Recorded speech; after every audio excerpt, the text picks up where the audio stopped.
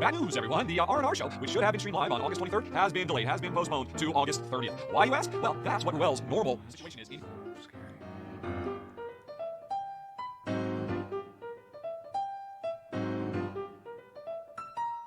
Cool. All right, it seems to be working. Now to go get my breakfast. Cool.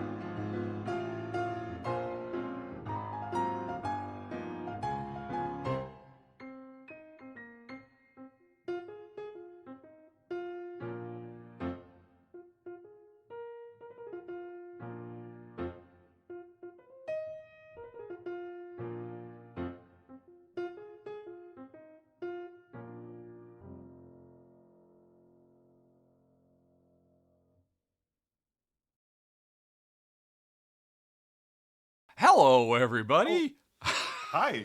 Hello, friends. Hi there. Wow. I don't think I will ever get used to remembering 5 seconds before we switch over to this to turn our microphones on. But this time, at least I remembered it didn't start talking, and so I just had that pregnant pause. Hello, Hey, Ruel. How are you doing? It's I, glad to have you I'm back. I'm good, Richard. Glad to be back as always. Happy to see everyone in chat. And yeah, you can see that I am still in the temporary streaming situation in the home, but I'm so glad to be here. It's going to be nice for the next 2 hours or so, hanging out with you, talking about games and whatnot. Cool, cool, cool, cool. Let's see. Now, I just noticed this has nothing to do with anything, but I have a little thing. So when people emote, that the emotes fly up on the screen, but they seem to Uh-huh. be invisible for some reason. So I'm going Oh, to investigate that while you tell us where you've been for the last 10 days. yeah. Okay. Yeah. So while you're doing the tech stuff, friends, my life has been a major upheaval. I got back from Gen Con and, had a wonderful Gen Con. Saw a few of you out there, really happy to connect with y'all. And a few days after Gen Con came home, and started getting back to the normal routine of things, and life just went haywire. We had plumbing issues in the home here, which turned out to be a major plumbing job. And basically, my studio slash workspace is no more right now. We are, Oof. yeah, it is what it is. I will post pictures later on the socials. It is all my games and all my stuff is in storage right now. There may be damage. They're assessing that right Oh now. my Um, gosh. yeah, thankfully the games that I'm working on in the very near future, in the next like couple of weeks, I had those. I always have like my little pile of stuff that I'm working on. Those were not affected, but everything else on the shelves and everything may have been affected. They're going through that right now. It's a long process, and I'm learning a lot about dealing with contractors, plumbers, inspectors, homeowners insurance. It has been all from all angles, and yeah. Before we went on air, it's just we're talking about just take it one day at a time, take Yeah. deep breaths, and I've been doing that a lot lately. A lot of deep breathing. It does help. It helps a lot having a supportive partner like Michelle Mm-hmm. to get through this, but it is a lot. And I did the last stream I did here on Rahdo Runs Through was for Robomon, Right. which was great. And I'm literally in my living room right now. I brought all my streaming stuff here to the living room. It's not an ideal space. I mean, I have the backdrop here so you don't see my kitchen, and it is what it is. You just make do. And I did one more stream after that, and I just had to it's just not it's really tough for me to stream here. So we're in an Airbnb for basically the next month, and Jeepers you know creepers. yeah, it is what it is. One whole month, and we're fortunate we can have a place to stay thanks to homeowners insurance. But again, it's Oh, okay. getting So the outside homeowners of your insurance normal is covering that because I was going to say a covering month in an that. Airbnb is not cheap. It is not cheap, and I was horrified to see the price, to be honest with you. But thankfully, homeowners insurance covered that, That's so we do have amazing. yeah, we do have a place to stay, and but just like anything, yes, it is nice. I mean, it's a brand new Airbnb too, so it's like we're the first ones actually renting it. It's in a new development close by in town. So it's a new place, and got new amenities. The only thing is because it's so new, there's no internet right now, so Oh my I have to gosh. yeah, I have to wait till tomorrow to get internet. And that's why I'm still streaming here from the house. Like I'm literally there's stuff all over the place. You may or may not hear workers coming in and out. They are on their lunch break, but they may come in and out. I had a meeting yesterday, Richard. It was a pretty important meeting for some stuff I want to do, and I had jackhammers in the background. I Oh, let them know beforehand. If you hear jackhammers jackhammers, yeah, literal. It was like, oh, my head is in still your aching from that. house? In the house, yes, that's how big of a job this They is. are having to go in through the foundation of your house to get to pipes. Yes, yes. I mean, It's are these just old pipes? Is it just? I mean, from yeah. I mean, the house is older, so I mean, they're still assessing the problem and everything. So, but gosh, the foundation was being ripped apart yesterday as I had my meeting with us people. But hopefully, everything is again one day at a time, just taking deep breaths and getting yeah. through it. So Yeah, yay, yay, yay. But besides that, I'm doing fine. Everything's going well. What about you? I'm glad to hear you're not having plumbing issues. What about you? What's been on your plate these days? I can't really follow that up. Oh my gosh. My biggest issue is a week ago tomorrow, on Wednesday of last week, I had gotten some new flip-flops and I wore them all day. And on Thursday morning, I woke up and I couldn't put any weight on my left foot. What? Really? Yeah. Because the flip. What was? There what was wrong with the nothing else out of the ordinary on Wednesday of last week other than I got this new pair of flip-flops because my old ones were just too ratty and far gone. So I finally broke down. Why? Those are so disgusting. Just get some new ones. Okay, and I wore them for a day because we were out and about visiting Jen's dad.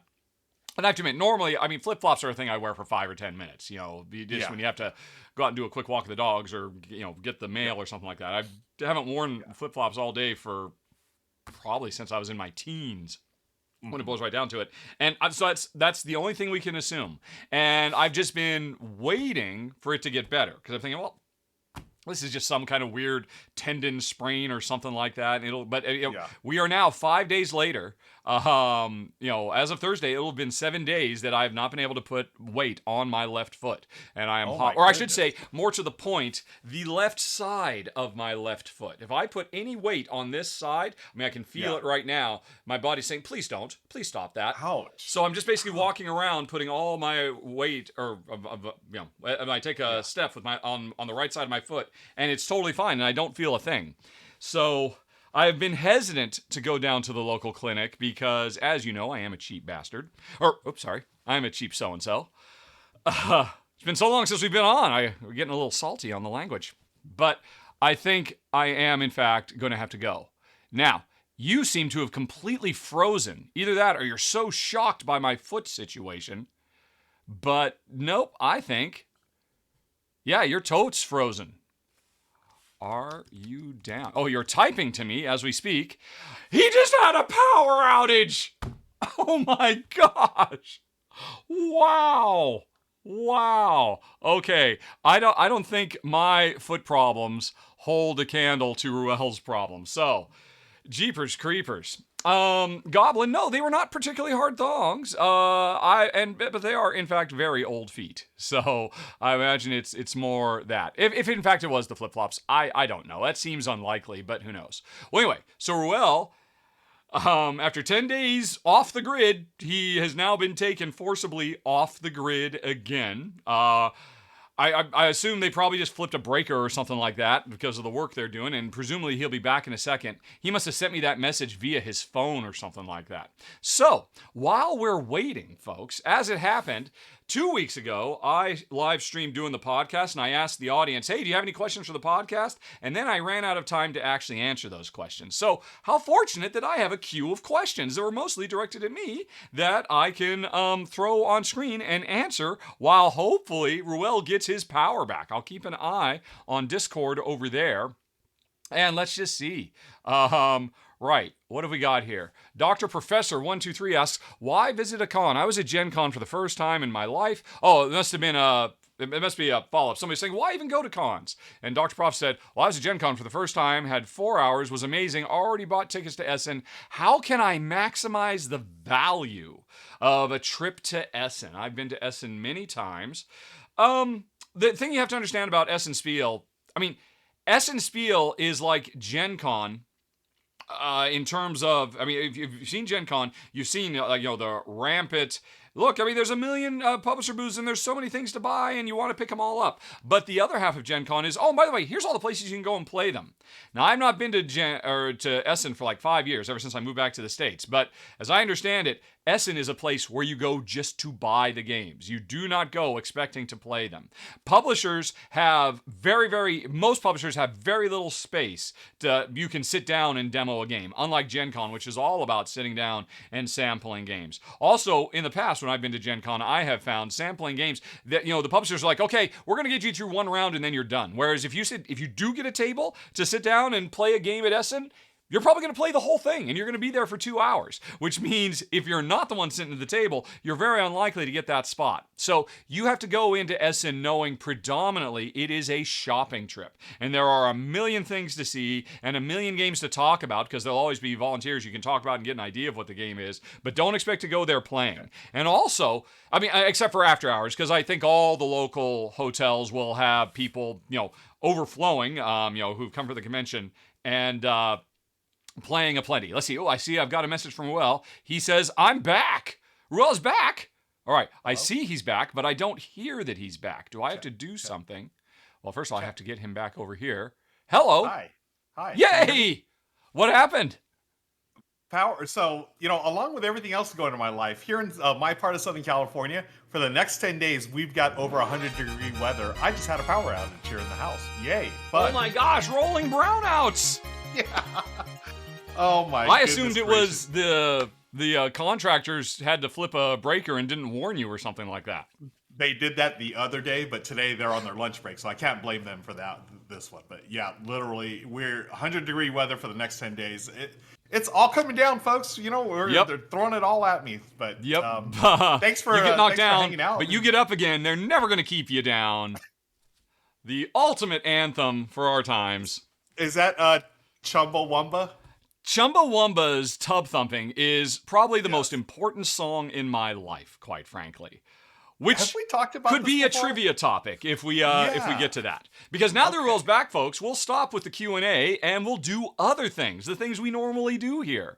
Let's see. Yes. I'm looking, and we have a few outstanding requests. We have a request from Goblin for a top 3, and a request from Victory BHG for Ruel Ranks. What do you want to do? Let's do a Ruel Ranks. It's been a while. All right, then. Let's go to the Gaviola Library, and let's put that on screen. Boop. All righty, and let's make the pictures big so you can see them, and then let's go to, the second page. Let's see here. Although, when I make the pictures, I can't see if you've ranked them or not. All right. All right, so I got to go back into list mode. Oh, so out of practice here, folks. My apologies. See what happens when we go to a monthly schedule?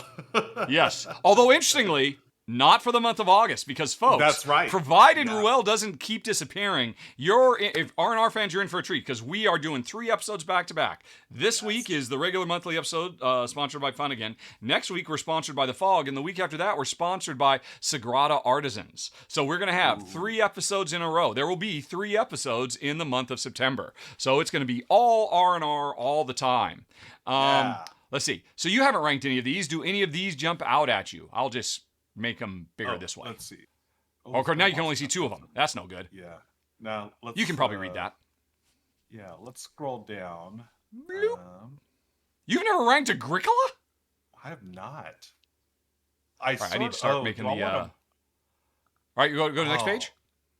Yeah. So these I need a little more thought for those. I really need. Oh, hey. Let's do. Planted, a game of nature and nurture. Planted. Yep, that's a game by PWH, Phil Walker Hardy. Planted. All right, so that's one. How about these? Word domination. Yeah, you were just streaming that, as I recall. Yeah, I love that game. Recently. All right. Any of these other ones, or shall we scroll up a bit more? Let's scroll up a little bit more, please. All right.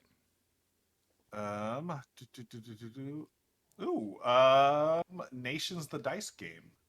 Okay, that's a good one. Nations the Dice Game. Have you played Voices in My Head yet?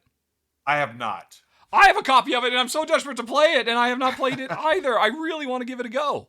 Let's see. We only had one request, so let's just go on ahead and start that poll, folks. You have 2 minutes to pick which of those 3 games you would like to see Ruel do a little mini review of.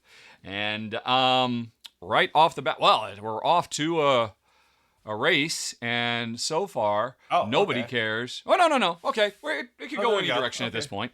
Plus, we are back into these are the casual votes, so you can use your channel points, you can use bits to affect the all-important outcome of what will Ruel rank as we continue on, provided his power doesn't go out again. I mean, I figure everything's in play at this point. The weekend or so I've been having, who knows? Aliens. So I gotta ask. I mean, Yeah. That you must have some really good homeowners insurance if they are literally putting you up. Yeah.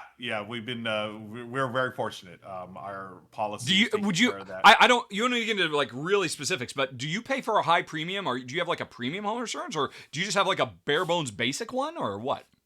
Bare bones basic one. Yeah. Really? Then just after very hours, I'm going to fortunate. need to find out who that is because Yeah. we have bare bones basics, and it has always been, I'll say it's State Farm, and it's always like, trying to beat down their door to get them to acknowledge anything when something goes wrong.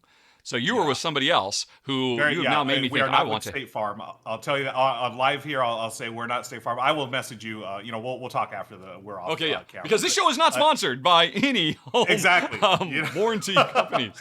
I'd be okay, taking State Farm as a sponsor. Don't get me wrong. They've got some big money there. Well, if State Farm ever was going to be, they're not now because I just outed them. There it is. Yeah. Okay. I mean, they're okay. It's just it feels like every time we have to do anything, it's like, okay, here we go again. Okay. Let's clot all our eyes, and because it feels like it's their job to deny me and save as much money as possible. And that is unthinkable. The idea of actually, that's incredible. And I will. Okay. When we talk offline, I will address that because I've got so I'll talk to you about that offline. Really, Anyways, I'm very interested in that. Yeah. And if folks want to know about that, we do have a Q&A section at the end of the show. So, by all means, if you have any questions for us so we don't miss them in the live stream scrolly chat window, please start your questions with a question mark so they go in our queue so we'll know to answer them later on. But for now, after I say, hey, Brenner and Bodie Belly, thank you very much for resubscribing and keeping us going. We're getting closer to unlocking more stuff, although we already have a bunch of stuff coming for this month, so that's very exciting. But anyway, we've delayed long enough. Ruel, tell us about Nations, the dice game. First, I want to say one thing. One person voted for War Domination. Whoever that was, thank you. I love that game. Only one person voted for it. But anyway. You speak their language. Yes, they do. I do. So Nations, the dice game. I have not played Nations, the original game. But based on your video, and we're looking at it right now, I was very interested. Yeah, based on your video, I was very interested in Nation of the Dice game. It's an engine building game. It's a Civ game, but they really distilled it down to dice chucking, set collection, and whatnot. And I think it works really, really well. I received this, I think, like a year ago or so, and ended up soloing it. And I sold it a couple times on live stream. It worked great for a live stream. I mean, it's just I love chucking dice. I love getting that engine going, and you know what? It's a lot faster than I expected it to be. I feel like it was only 25 minutes at most for a solo game, and I'm assuming it plays that quickly for a multiplayer game, which I haven't even played yet. I haven't played it 2-player, 3-player, or 4-player. But yeah, you have the different ages that you go through. You will be, you invent or you grab the different parts of your civilization, military, industry, and so forth. There's a lot of things. I really enjoy Civ games, but here's the thing, folks.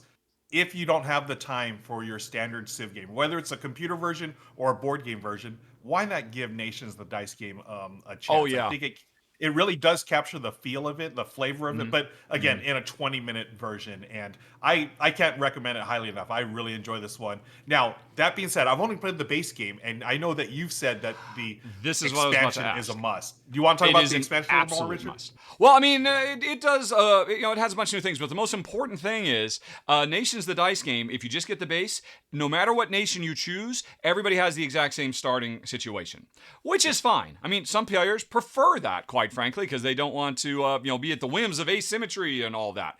But when you get the expansion, Egypt and Persia are not the exact same, and so every player has particular things they are stronger or weaker in, and now that's true to the original big box dice or big box version of Nations, and it so elevates the experience. I mean, I love expansions, don't get me wrong, but often are like, you could take them really at the end of the day. I mean, I don't make that big a deal about expansions on the channel. I don't really talk about them when I'm doing my best things of the year because, they're nice, but most times games are really pretty self-contained. But this is one of those expansions where like, no, you've got to have it. If you like the base game, you will love it so much more with, I think it's called Unrest. Is that right? Now I need to go look that up. Unrest and something, or... Yeah, I know, it's just Unrest. Just Unrest, okay. Yep, which it brings in the nations that have. Oh, and it also adds a new type of dice where if you don't treat your people well, there will be unrest, and so you have extra pressures. It is fantastic. I think I probably did a video of it too at some point, didn't I? Yes, Oh, I okay. did 4 years Nice. ago because I love the base game so much. But yeah, it's one of the things I did when I first moved to America because I'm on the Oh, black okay. table instead of the white table. Yeah. But yeah, it adds a lot, an absolute must-have. For me, we'll get to your rank in a second. Nations by itself was like a mid-7, but low to mid-7 probably. And I really like it. It was definitely a keeper, but it wasn't great. It was just like, oh, this is really nice. I really enjoy this because it gives me the feels of a game, one of my top 10 games of all time. But bringing in Unrest brought it up to an 8.3 for me, or an Oh, wow. 8.3448 is what Unrest does. But Wow. you having not played that, how do you rank Nations, the dice game? Yeah, it's As a funny you solo. said mid. Yeah, it's funny you said mid-7s, and for a solo experience, that's exactly where I'm thinking. I'll probably drop it. I'm probably dropping a little more. So I'm gonna go. We're gonna go 7.36, just because 7.36. That's gonna be my ranking. I really do enjoy it. I really enjoyed it as a solo, but I know with the multiplayer and then with the expansion, that thing is going to shoot up because I think the basis and the foundation is really, really solid. So 7.36, friends.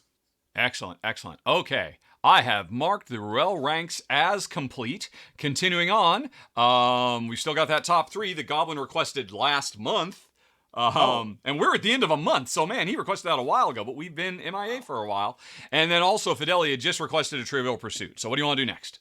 Okay, let's do the top or the 3. Yeah, top 3 thing. Alrighty, all right, top 3, folks. We've got to throw another poll your way. Start making suggestions for topics, games or otherwise, that you would like us to come up with the definitive, once and for all, written in stone, 3 bests of, using our considerable brain power and game and pop culture and just general wisdom knowledge type stuff. I would suggest top 3 home insurance companies, but I knew you were going to bring that up. I was like, but I don't want to talk about insurance anymore. well, make suggestions in the chat. Ruel will tell me them. I will type 3 of them in, and then you will vote 1 of them. Yes. What? Okay, so let's see those comments in chat, 3 folks. top 3. Kabuki today. Kid says best non-superhero comic book adaptations. Ooh, I'd have to think about that one. Okay. Okay. I bet you that's probably a search you can do on Google, and it'll just give you, hey, here's all of them. I bet you. Yeah. Non-superhero comic adaptation. To Live in Nice and LA says top 3 pie flavors. Ooh, I'm all about pies these days. I've got a story about pies if y'all want to hear that in a bit. Adaptations. Oh, here's an interesting one. Non-superhero comic adaptations. Did you say top pies? Is that what you just said? Top 3 pie flavors. Yes. All right, pies. All right, I feel like we should throw one gaming thing in here. Well, although if they got more, keep them coming. They're gonna pick one. There's no gaming stuff right now. There's a top 3 best date nights. That's interesting. Best date nights. All right. Yeah. All right. That's interesting. Here's one that's gaming related. Best gaming snack, which I feel like we've talked about before, haven't we? No? I don't know. I don't think so. Okay, here, Goblin's got a good one for gaming. Top 3 underused themes in games. Underused themes. All right, that's 5. You folks, again, you've got 2 minutes to pick one of those topics. Let me get Ruel back over there's a bunch here. of good ones now coming in. Oh, y'all are late. Oh, you're too slow. Too slow, folks. On the R&R Show, here. you got to be fast. You got to keep frosty. All right. There's my camera over there on the side. There's my green screen underneath that. That's what should I put over there instead? Themes. Wow. There we go. Yeah, that'll do. All right. So keep voting, everybody. Let us know what you think. Generally, the game topics tend to win, even if there's only one against a bunch of pop culture. But we'll see how it goes. Yeah. What will I vote for? Although you're right, we do have 2 gaming topics actually. Yeah. So I know To Live in Nice in LA put top 3 pie flavors because I was just talking to her earlier this morning about how the Airbnb that we're staying at, it's near a pie shop, and this pie shop is phenomenal. Oh, really? So you have a lot of stuff. You have a lot to say about pies. Yeah, these days I do. Well, I had unless pies are a gaming snack for you, it looks like that's not what you're going to be talking about, it's not, because and I'm not gonna be talking we're about coming that. down But to the wire, and it looks yeah, like it's all pie or all snacks all the time, snacks. unless Yeah, underused themes makes a big comeback. But there's always it's people just close. waiting until the last 3 seconds, like they're on Yep. eBay trying to snipe, Oh, here a goes the limited comeback for edition pies. Amazing Spider-Man Wow. 213. I have no idea what happened in Amazing Spider-Man 213. Yeah, me Now I neither. need to know though. I do too. Amazing Wow, there's some Spider-Man really good folks. 213. We need to save some of these topics because they have stuff Yes. like top three games you originally didn't like but now love. Best game that you don't care about scoring. I can talk about those all night. Oh, long. wow, God. these are good topics. Aren't those great? Yeah. Those are great topics.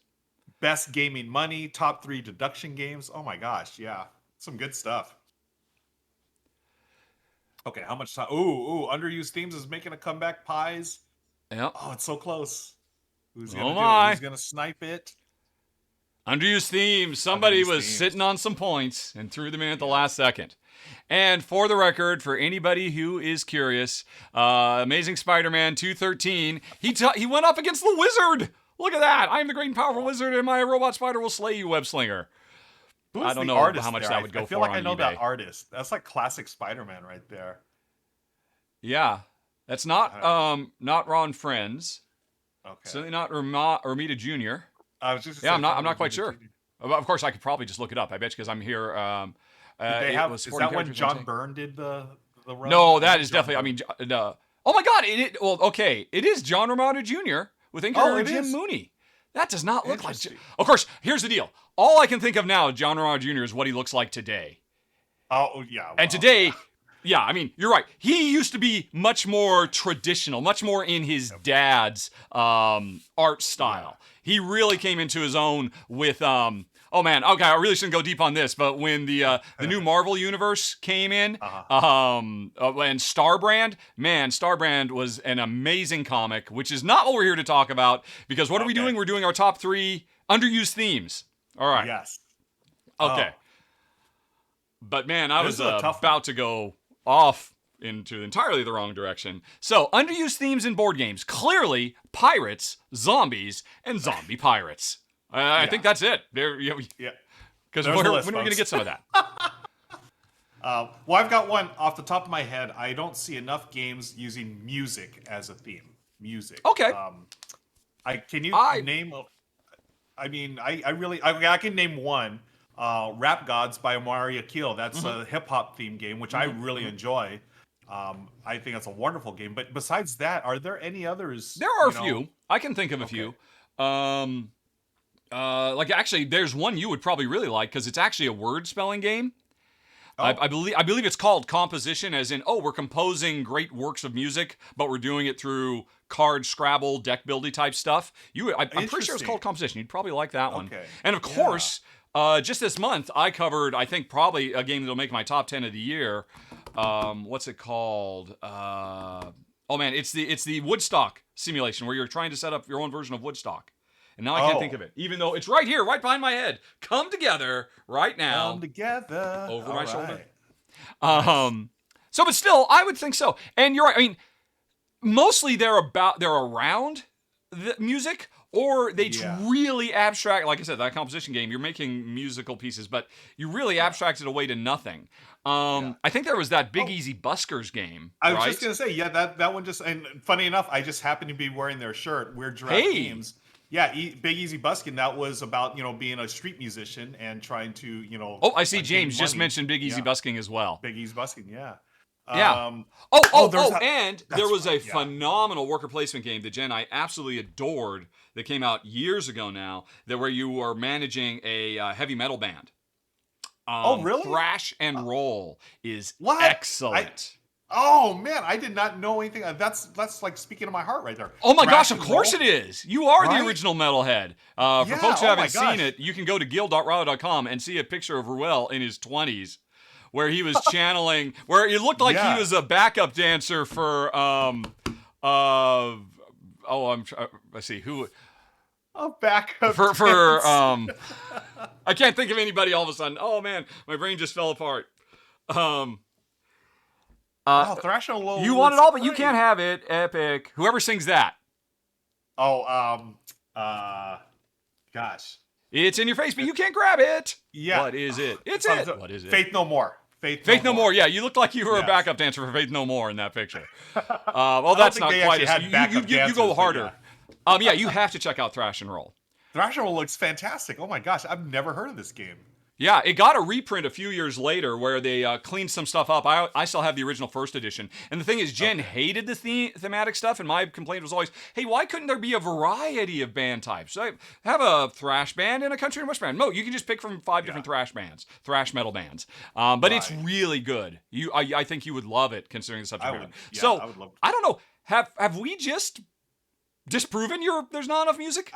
I feel like, because then now I'm thinking that game On Tour, even though it's just a roll. Yeah, the new one. Yeah. Yeah, it's still, it really is music themed, I guess. You know, you're a band going out on tour.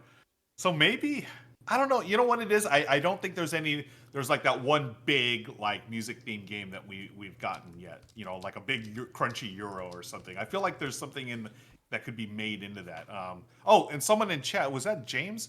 They were talking about, it just scrolled past it. Lacrimosa. It's about Mozart.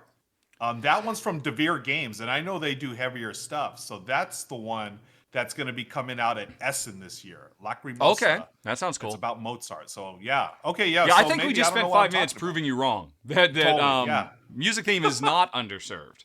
It is not. Okay. You know what I want to see more of? And there are a few. But I want to see more free radicals. I want to see more positive, upbeat visions of the future. Yeah. There are more than enough, post-apocalyptic, fantasies out there. And that's fine. I've got nothing against them. I appreciate that they appeal to people's, deep down, rugged, individualists and, can I survive in the Walking Dead verse and all that. But I would like more positive, upbeat stuff. I want more Star Trek view of the future rather than Walking Dead view of the future. And it's pretty frickin' rare. What's much more common is straight up post-apocalypse or frickin' Blade Runner dystopias, right? Yeah. That's what you get over and over and over again. So, things where, actually it turns out humanity continued on an overall upward as we have done for the last 100,000 years. It turns out that didn't stop for no reason other than the fact that we are too close. So I want to see that. I think the world needs more positive stuff. And there's so many things that you could, Friedman Freeze did a game a few years ago that started with an F that was all about universal basic income. Oh, really? Yeah. Because it was about government-sponsored housing and income and how do you keep people engaged and give fulfilling lives. That was very cool. I can't remember the name of it now. It's not Fire Robin because that was the one where it was basically modeling modern-day union growth, which was also very, very cool. But I mean, they're very few and far between. Free radicals is another one. So I want to see that. And unless you can quickly whip out 10 of them, I'm going to say that's something that we sorely need more of in this world. I think that's going to be number one on our list because I agree. We need more of that in the world. I can only handle so many dystopian, futuristic worlds, and why not? Yeah, let's designers out there, anyone watching, let's jump on that. Let's see some more positivity and see where we can go as a human race. And use gameplay mechanisms to explore what does the future growth in technology mean for us. What does an AI taking over world government look like? But not in it ruins everything, which there are several games that do that. And I like some of them, but maybe it actually works out for the best. That kind of thing. I agree. Yeah, not every single future has to be Skynet. Let's see something else. Exactly. Right? So Good that's one. Yeah, one. That's number. I think that's got to be our number one. Other ones that my music thing was blown out of the water. Maybe let's try. And I can think of one game that does this, but an audience, if you can think of any, help us out here. I mean, this is a two-way street, definitely. What do you folks think is underserved theme-wise, since this was your choice anyway? Yeah, I was thinking something like relationships or romantic themes. And the first one that comes to mind is Fog of Love. Yeah, right? Of course. That's the only one I can think of where. Yeah, I imagine there's probably a few party games. Approach the subject. I know there's like some sexy time ones and all that, but a game that really takes a look at relationships. That's it. Fog of Love. And Fog of Love really stood out when it came out as, whoa, never seen anything like this. And Yeah. I can think of one more. Although honestly, it's a pure abstract game. It's called And Then We Held Hands. Oh, that's right. Yeah, but that is just an abstract game. Yeah, you're just Yeah. literally moving, your pieces on a like lines or whatever. Yeah, Yep. but that's it as far as relationship stuff goes. So I would far like we're to two see for that. two. Where are the themes that actually model upbeat and positive views of humanity? Yeah, Hey, how about in yeah. our future? How about in our relationships? Yeah, there is nothing stopping. I mean, I am surrounded by games that could all have been rethemed into, hey, how about a positive view of our future instead of a really crappy view of our present or past, which is where we Right. tend to go. I wonder why is that? Why do we tend Drama, to do that? Is it the drama tension, factor? Yeah, violence. yeah. If it bleeds, it leads. People Ah, are. We yeah. were watching. There's a new show. I think it's either on AMC or FX. And it's called Moonhaven.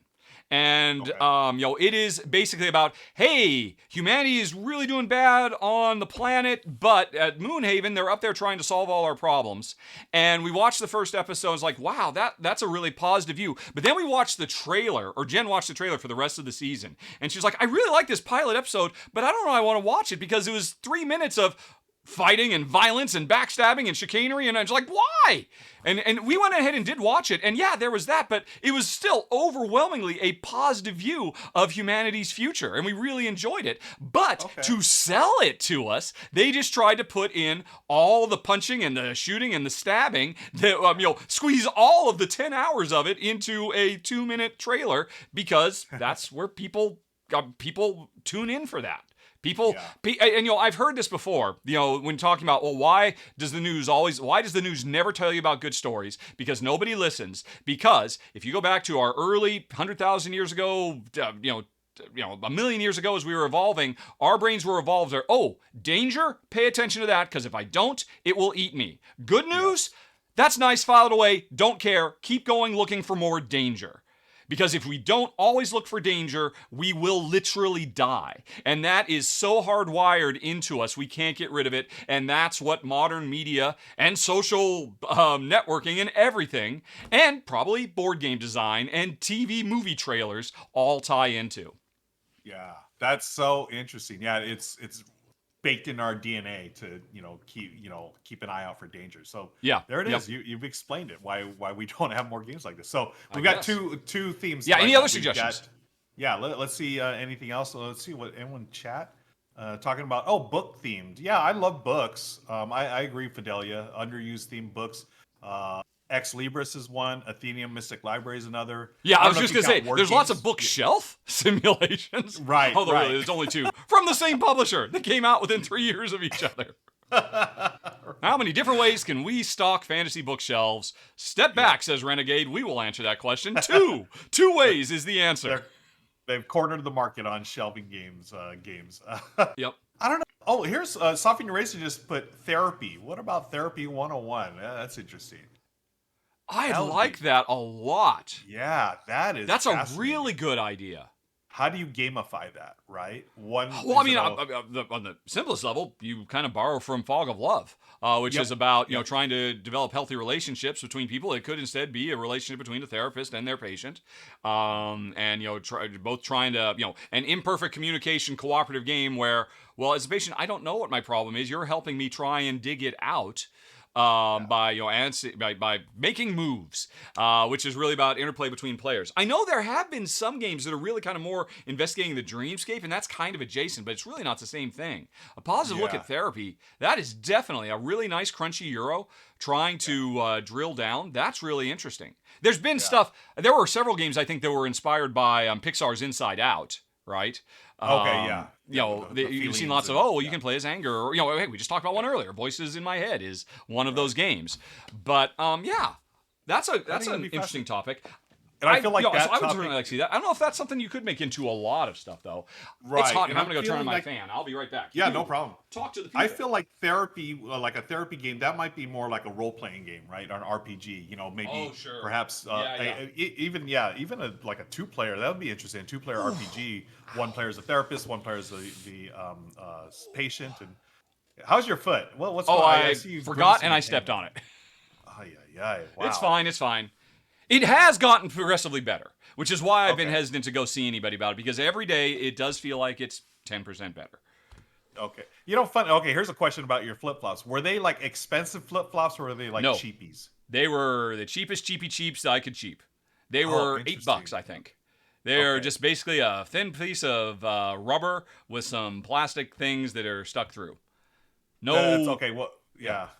There goes my theory. I was gonna say, because I've had problems before with more expensive flip flops. Oh, really? And I bought the cheapies, and the cheapies were fine. So that's interesting. Maybe.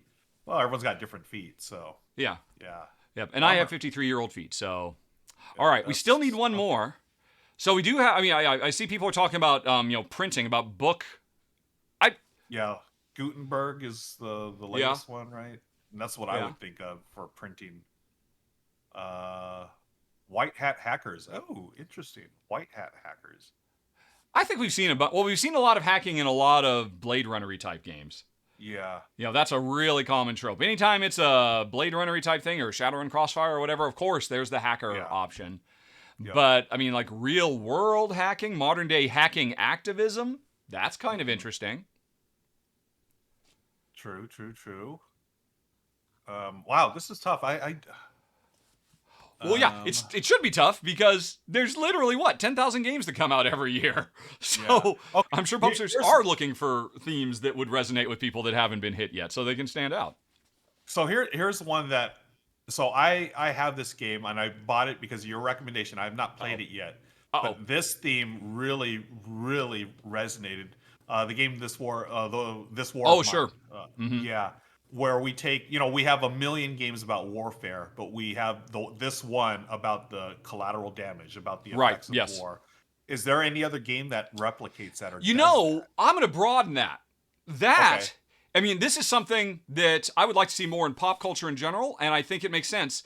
Whenever we hear any kind of big story, whether it's a war movie or a disaster movie or a kaiju movie, the point of view is always from the generals and the scientists and whatnot, and maybe get like a little bit of a view from, the Shia LaBeouf on the street character. But, I mean, that's not something we generally see. I mean, we've had several kaiju games. None of them where we're people trying to survive, in AC is being stomped. And so, I mean, I don't know that I'd want a lot of this war of mine, as amazing as it is, because it is, like I said, it's the everyday person. It's not the general. It's not the soldier. It's not the war heroes. It's just the people trying to survive in war. That approach to anything, I think, because every time there's anything set in Victorian era England, it's always the rich people. And maybe you get a little bit of, there's a little bit of the downstairs, but it's mostly we really dwell on the upstairs. I want to know more about the day-to-day lives of these people who are living in these worlds that I don't know about. So, I mean, heck, maybe that's one of the reasons I respond so strongly to Agricola, because it puts front and center the not the lord and the lady of the land, but the subsistence farmer just trying to survive on the land. So, more of the little person, the little guy or gal in any circumstance, I think is something that there's no reason games don't focus on more. Yeah, I think that'd be really neat. You have these big themes in games, these world-changing events, yet maybe the game itself focuses on just one person and they're, exactly, living their daily lives while these big events are happening. Yeah. Right? So I just think that's a great in general, that perspective. I mean, we have so many Euro games where you always play as a middle manager. And we have a bunch where, you play as a king or, a top-down manager, and therefore most of the stuff is abstracted. But, I just talked about Come Together. You're a middle manager. You're basically trying to organize things. And in Come Together, one of the things I do is I have to organize a bunch of volunteers, which are my workers I send out. Where's the game from the volunteers' perspective? Where's the game from the workers' perspective? That, I think, would be really interesting, and there's no reason.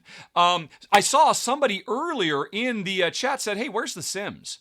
And that pops back into my head because The Sims is all about people living their lives, and putting people in extraordinary circumstances. That's really cool. King of Tokyo is great. Sure, people love it. I know, but where's the King of Tokyo from the people of Tokyo's perspective?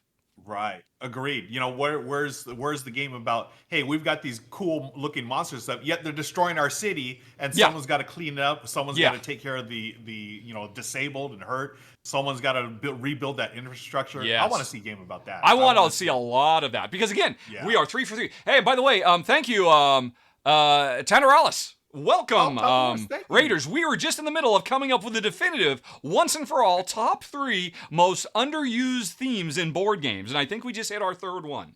In no particular order, positive, upbeat views of humanity's future, games about human relationships instead of economic relationships, which is what most of the games we play are. And the third one we were just talking about, big moments from ground level perspectives. Yes. Right? Yes. Agreed. I think those were all fantastic. There's your top 3, folks. Underused themes in board games. Well done. I like them. I like it a lot. That third one really hit a spot with me. I really dig that last one that we talked about. You know, just you take these big, sweeping, epic historical moments, you know, and you could talk about anywhere in history, but you know what it comes down to is those individual lives. You know, how do they react to because they're having to make moment-to-moment decisions just like the generals do. And we always play as a general. We never play as the person on the receiving end of those choices the general makes. Yeah. You know, and how does those generals, you know, their orders and their decisions, how does that affect the everyday person just trying to get by, just trying to find a meal or just trying to get help for their family or healthcare or whatever. So, I would love to see that. I can think of one game, really, that hits this. It was from Alexander Fisher. It came out a few months ago. Be interesting to you in your current situation, Blackout Hong Kong.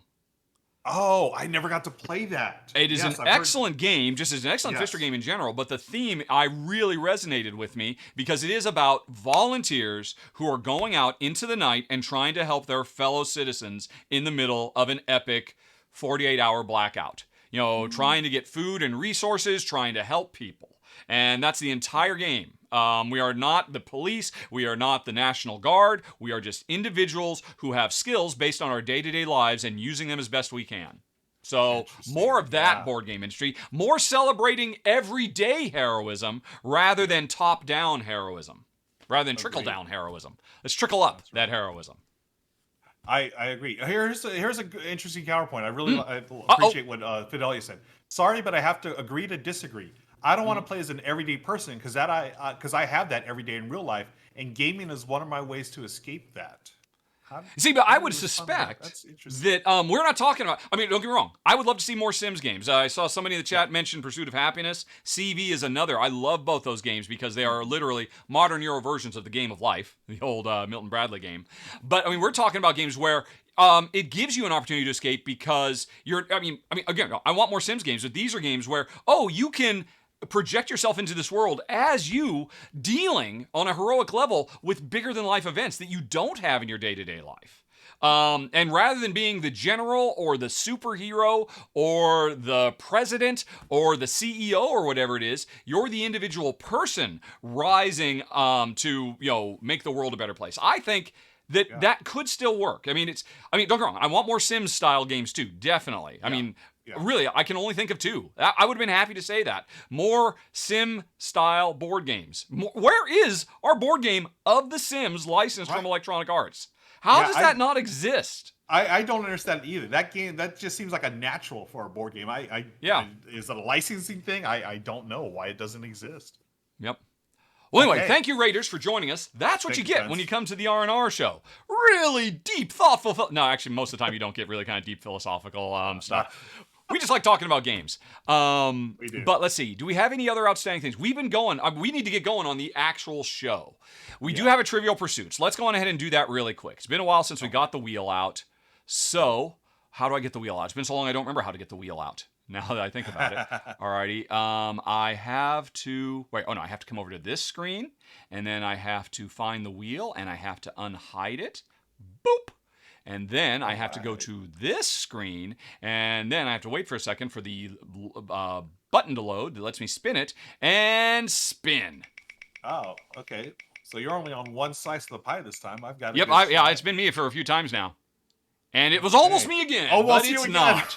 All right, Ruel and I dodged the bullets. We are going to do some general purpose trivia, and I'm going to take a general purpose trivia off the wheel. So I will delete that. So, and then I have to save the wheel. And now, interesting trivia. Now let's see if, let's see, I've gone to that Parade Magazine one again. Or before. Let's go to the second page. Whoever goes to the second page of Google. All right. Allthat'sinteresting.com promises 99 interesting and fun facts. Ruel, pick a number between 1 and 99, I guess. Oh, wait, they're not numbered. Oh, they're not. Are they? No, they're not. All right. Okay. Shoot. Oh, this is one of those things where they only show you one page and then you have to slowly go. Well. Oh, okay. All right, tell you what, No pick a number between 1 and 10, because I will just literally count out the first 10. Okay, number 3. Number 3. That's number 1. Number 2. Number... Alrighty. Okay. Actually, I'm going to go with number 4. At the Wife Carrying World Championship in Finland, first prize is the wife's weight in beer. The wife's weight in beer. Wow. So there's a real push-pull game, and that is an interesting gameplay element. Of course, you want more beer, so you want the bigger wife, but that reduces your chance of actually being able to win. It's almost kind of a push-your-luck element for the entire year. How far do you push your luck as your spouse balloons so that you can get a lot of beer on that very special day? This is not a theme that I'm looking for more of in board games. Same. Yeah, neither am I. Is that in Finland, you said? That is in Finland. I really, actually, the second one was, hey, Ruel, guess the last movie ever rented at a Blockbuster in Hawaii, in the state of Hawaii. Oh, when the Hawaii. last Blockbuster film shut down, what was the last movie that was rented? Okay, let's think about this. The Blockbusters in Hawaii probably closed in the mid '90s, right? And Nope, not based on this movie. really, Yeah. ooh. Okay, last movie I'm gonna say was someone that was in the older movies. I'm gonna say the last movie they rented at the Blockbuster in Hawaii was Star Wars: The Empire Strikes Back. No. It was the Seth Rogen comedy, This Is the End. This is wow. It was a comedy where Seth Rogen and I can't remember all their names, but like the new Brat Pack of comedy, Yeah. Jay Jonah Roach Hill. or they were all playing themselves, and it is literally a post-apocalypse civilization where look, we're just the stars, we're playing ourselves trying to survive. It was a very silly, funny movie. I enjoyed it. That was the last DVD rented at Blockbuster in Hawaii. Which makes me assume one of the employees said, "Hey, it's 11:59 closing time. I'm going to rent this myself so that I can, get immortality is a trivia bit." That is great. It just blows me. What's blowing my mind right now? That movie was 2013. I did not know Blockbusters were I still think around the in true 2013. last Blockbuster was in Alaska, and it only shut down a few years ago, if I recall correctly. I believe there's still one in operation. It's That could be the case. Yes. Yeah. I just thought as a chain they shut down like in the late 90s. So that's news. That's to certainly me. when they were going down. Definitely as Netflix was rising. Yeah. Wow. Okay, cool. So Interesting. we have hit our big ticket items, but there's one more thing we're going to do before we do the show that we're here to do, and that is give one lucky listener or viewer $50 US in credit at sponsor of the show, Fun Again Games. So let me bring the old browser back up. Boop. And there we go. Spin! And let's see who wins Good luck, everybody. Okay, round and round they go. Where they stop, nobody knows. All right, who won? Who's got the cash? Mike Head wins it. Head. Or perhaps Heed? I don't know. Now I'm channeling Mike Myers. Heed! Heed. Yep. I can't remember any of the other quotes, but that's just what he called his son because his son had a big head when he was playing as the The jerk dad. All right, so Mike, head or heed, congratulations. I'll be contacting you after the show. You will be getting a $50 gift certificate for Fun Again Games, which, coincidentally, is what we're going to be talking about today. All the latest games we would be most interested in picking up. So, we have hit all the big ticket items. Things have gone off fairly well, other than the temporary power outage. So, there's one last thing to do, Ruel, and that is fight to the death. Fight to the death. And, for this special occasion, I have my handy dandy sword today, folks. Did you see this? Yeah, didn't you come in second place? Didn't you almost win last time? I did, but now I've got an actual sword. So, folks, don't mess around. I have this sword. It's an actual sword. This was sent to me by Chip Theory Games. They just sent this to a few content creators. Check this out, Richard. The sheath actually has the Tabletop Tonight logo engraved in it. Oh my gosh! Wow. You said it was Chip Theory. That's the dice people, right? They did Burn Cycle most recently. Shay and I played. Yes. Yeah. Oh, and Too Many Bones. That's their big thing. Too Many Bones. Yeah. It's the coolest promotional items. I had to share it because it's an actual sharp? sword. It's dull enough where I can do this, but it'll do damage. If I swung this at something, really, you could slice a tomato with that thing. If I hit it hard enough, yeah. You can see I'm totally, ow! I'm just kidding. I'm fine. No. But it is the coolest promotional item I've ever seen from a board game, and I just dropped that is far out. Okay, well, folks, let the Gaviola win, I think is words to live by here. So let's go on ahead and do this. What is the command? Battle Royale. And so for folks who don't know, if you're actually a subscriber of the show, you get a little stream avatar, which you can use to fart during the show or give gifts to each other and dress up. And you can also, once per episode, fight to the death, which we're about to do. Yes. Alrighty, and I immediately throw down with Meeple Feet while Fidelia backstabs me, but I break free and go after Billy Pratt and Mantos. But Fidelia is just, turn around me!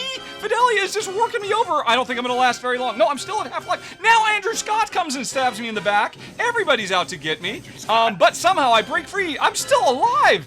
But nope. Oh no, I still have one more hit point. And Tibby Baloo, I think. It was either Tibby Baloo took me down and then turns his sword towards Andrew Scott. Andrew Scott, with his Plunger of Doom, is the early odds-on favorite. He's got more health than anybody else. But there is a health pack on the field, and Fidelia gets it. Meeple Feet, you should turn around and run from that ice cream cone of doom. But meanwhile, Ruel Gaviola gets a health pack. Oh, so right now, it is Ruel's to lose. Ruel. Oh, but Ruel, Bailey and Ruel, or Andrew team up on Ruel and take him out regardless. Your sword did nothing. Perhaps you should actually have a sword in the game. All right, Fidelia and Meeple Feet. All right. Oh, and there's a health pack, and Andrew gets it. Oh. And Andrew, who I know has been waiting for a win. He's been here since day one. What is this? This is episode 84. He's never missed an episode. Congratulations, Andrew. You finally won. He is celebrating excessively right now. Congrats, Andrew. And everyone, you are regenerated for another day of battling. Yeah. All right. Hey, cool. Well, and he didn't even need that because he and Kabuki Kid pretty much probably bogart 80% of all stars that fly by because they're the two that have mastered the slingshot stuff. They're pretty much in a constant battle with each other. But congratulations, Andrew. It couldn't have happened to a nicer plunger, I must say. Agreed. So, alrighty. What do I need to put on screen now? Oh, I need to... Right, so we need now to set up for the real show. Right, we always have hey, there's other episodes. I always have that down at the bottom of the screen during the show. Control S. Have to put on the thing at the top of the screen. Oh, I've had you full screen this whole time. See? Yeah. Well, that's right, because you were wielding your sword, and it did you no good in that epic battle, did it? All right. This is weird. Oh, there it is. Okay, I was just pushing the wrong button. All right, cool. Oh. So now we've got the reminder that during the show, folks, Ruel and I, we're just going to be filming nonstop as if we're just filming a show and you're the live studio audience. So you can talk amongst yourselves about what we're saying, but we won't really do any back and forth. But while we're filming, if you have any questions, please send them. Or no, I was going to say send them. We'll send them to questions@rahdo.com so they'll appear in the next podcast if they're really deep questions. But if they're just quick questions for a live stream, preface them with a question mark, so we will be able to go over them at the end of the show. Although, we've still got a huge queue of questions from a few weeks ago. So, I mean, even if you have no questions, stick around and we'll do some Q&A. And also, well, this week, I had to pick my 5, you had to pick your 5. I had so many I could have picked this week. Same. Yeah. The Ding and Dent is just through the roof. Crazy this week. A lot of good stuff. And I'm curious to see if, I purposely left a few off because I figured you knew I was going to do cover them. So we'll see if this comes true or not. All right. So, folks, we're about to record the show where it's a top 10 games we'd buy right now, sponsored by Fun Again Games. We need a secret word, don't we? Oh, yeah. Yes, of course we do. Oh, what's a good one? Plunger is the first thing that pops into my head. The Plunger of Doom. Plunger of Doom. We were talking a bunch about relationships and happy vibes and underused themes in games. Relationship. Plumbing. Oh. As Fidelia points out, or is that a sore subject? I mean, it's a sore subject, but I'm trying to see if I can work it into any of my games. Plumbing. That one, no. That one, no. That one, maybe. I might be able to work in plumbing. All right, plumbing it is. Let's see. And are you sure? Let me find the game that I want to do plumbing for and make a big note so I don't forget. All right, so you don't forget it. All right, so folks. Okay, cool. While we're doing the show, we'll talk about this at the beginning of the show for people who are new here. We had a few raiders, so there might be some new folks. One of us is going to say secret word. Regular people who watch the show tomorrow won't know who's saying it. You know that you need to listen for Ruel to say the word plumbing and then make note of when it was said so you can enter to win a $50 gift certificate. That's what you get for being here live. Well, we do everything we can. Although, of course, if you can't find Ruel ever saying the word plumbing, there's another easy way to find out so you can enter the contest, and that is to subscribe to the show here on Twitch. Did you know it's free if you're an Amazon Prime subscriber? It costs you nothing, but it helps keep the show going and unlocking more stuff. And if you subscribe, you can direct message me after the show's over, and I'll just tell you where the word was. And the same is true if you're back on Patreon or if you're a member on YouTube. But anyway, I think we're ready to go now. Are you ready to go, Ruel? I'm good to go. There's no game on the table, but we are sponsored by Fun Again, so we're giving away a $50 gift card. Is that correct? Yep. Yes, a $50 gift certificate, which can go towards games or shipping almost anywhere in the world. So far, we haven't had any problems with worldwide shipping on these contests. All right. Yeah, then I am good to go. Yep, and I cannot wait to hear how you casually work plumbing into the conversation. I may have overshot here, but we're gonna make it. Of course, you could do it because at any time you could just say, "Oh, I hear a jackhammer out there. These guys are here working on the plumbing." You could just put that into any game you wanted, quite frankly. You know what? You're right. Yeah, I'm trying to do it within the context of the game because that's the spirit of the contest. But All right. If all else fails, I will do that trick. Let's see. And I've already forgotten. This is episode. I said 84 earlier. It's episode 48. This is episode. In 2 episodes, we have our 50th episode. I don't know if we should do something special about that. I feel like we should because I'm not really one for such things, but we should talk about it. We got to. Yeah, it'll be the episode sponsored by Sagrada Artisans, okay, which is a legacy game. Oh, maybe we'll do top 10 legacy games. Ooh, that makes sense. But anyway, would be cool. Okay, that's not here or there because right now we're going to tell you about the top 10 games we'd buy right now, sponsored by Fun Again Games. So let me bring up the Whoozy Muscoozy. Where are they? All right, here we go. Box cover. Okay, are you ready, Ruel? I am good to go, sir. Okay, audience, talk amongst yourselves, and we'll be right back. Hey, everybody. Today's episode of the R&R Show is brought to you by Fun Again Games. And hello, Ruel. How are you, sir? I am doing fantastic, Richard. How are you?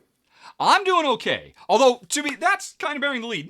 Neither of us are doing okay. I've done something terrible to my foot and can't put any weight on it. And your entire world has imploded, which if you were to remove that backer behind you.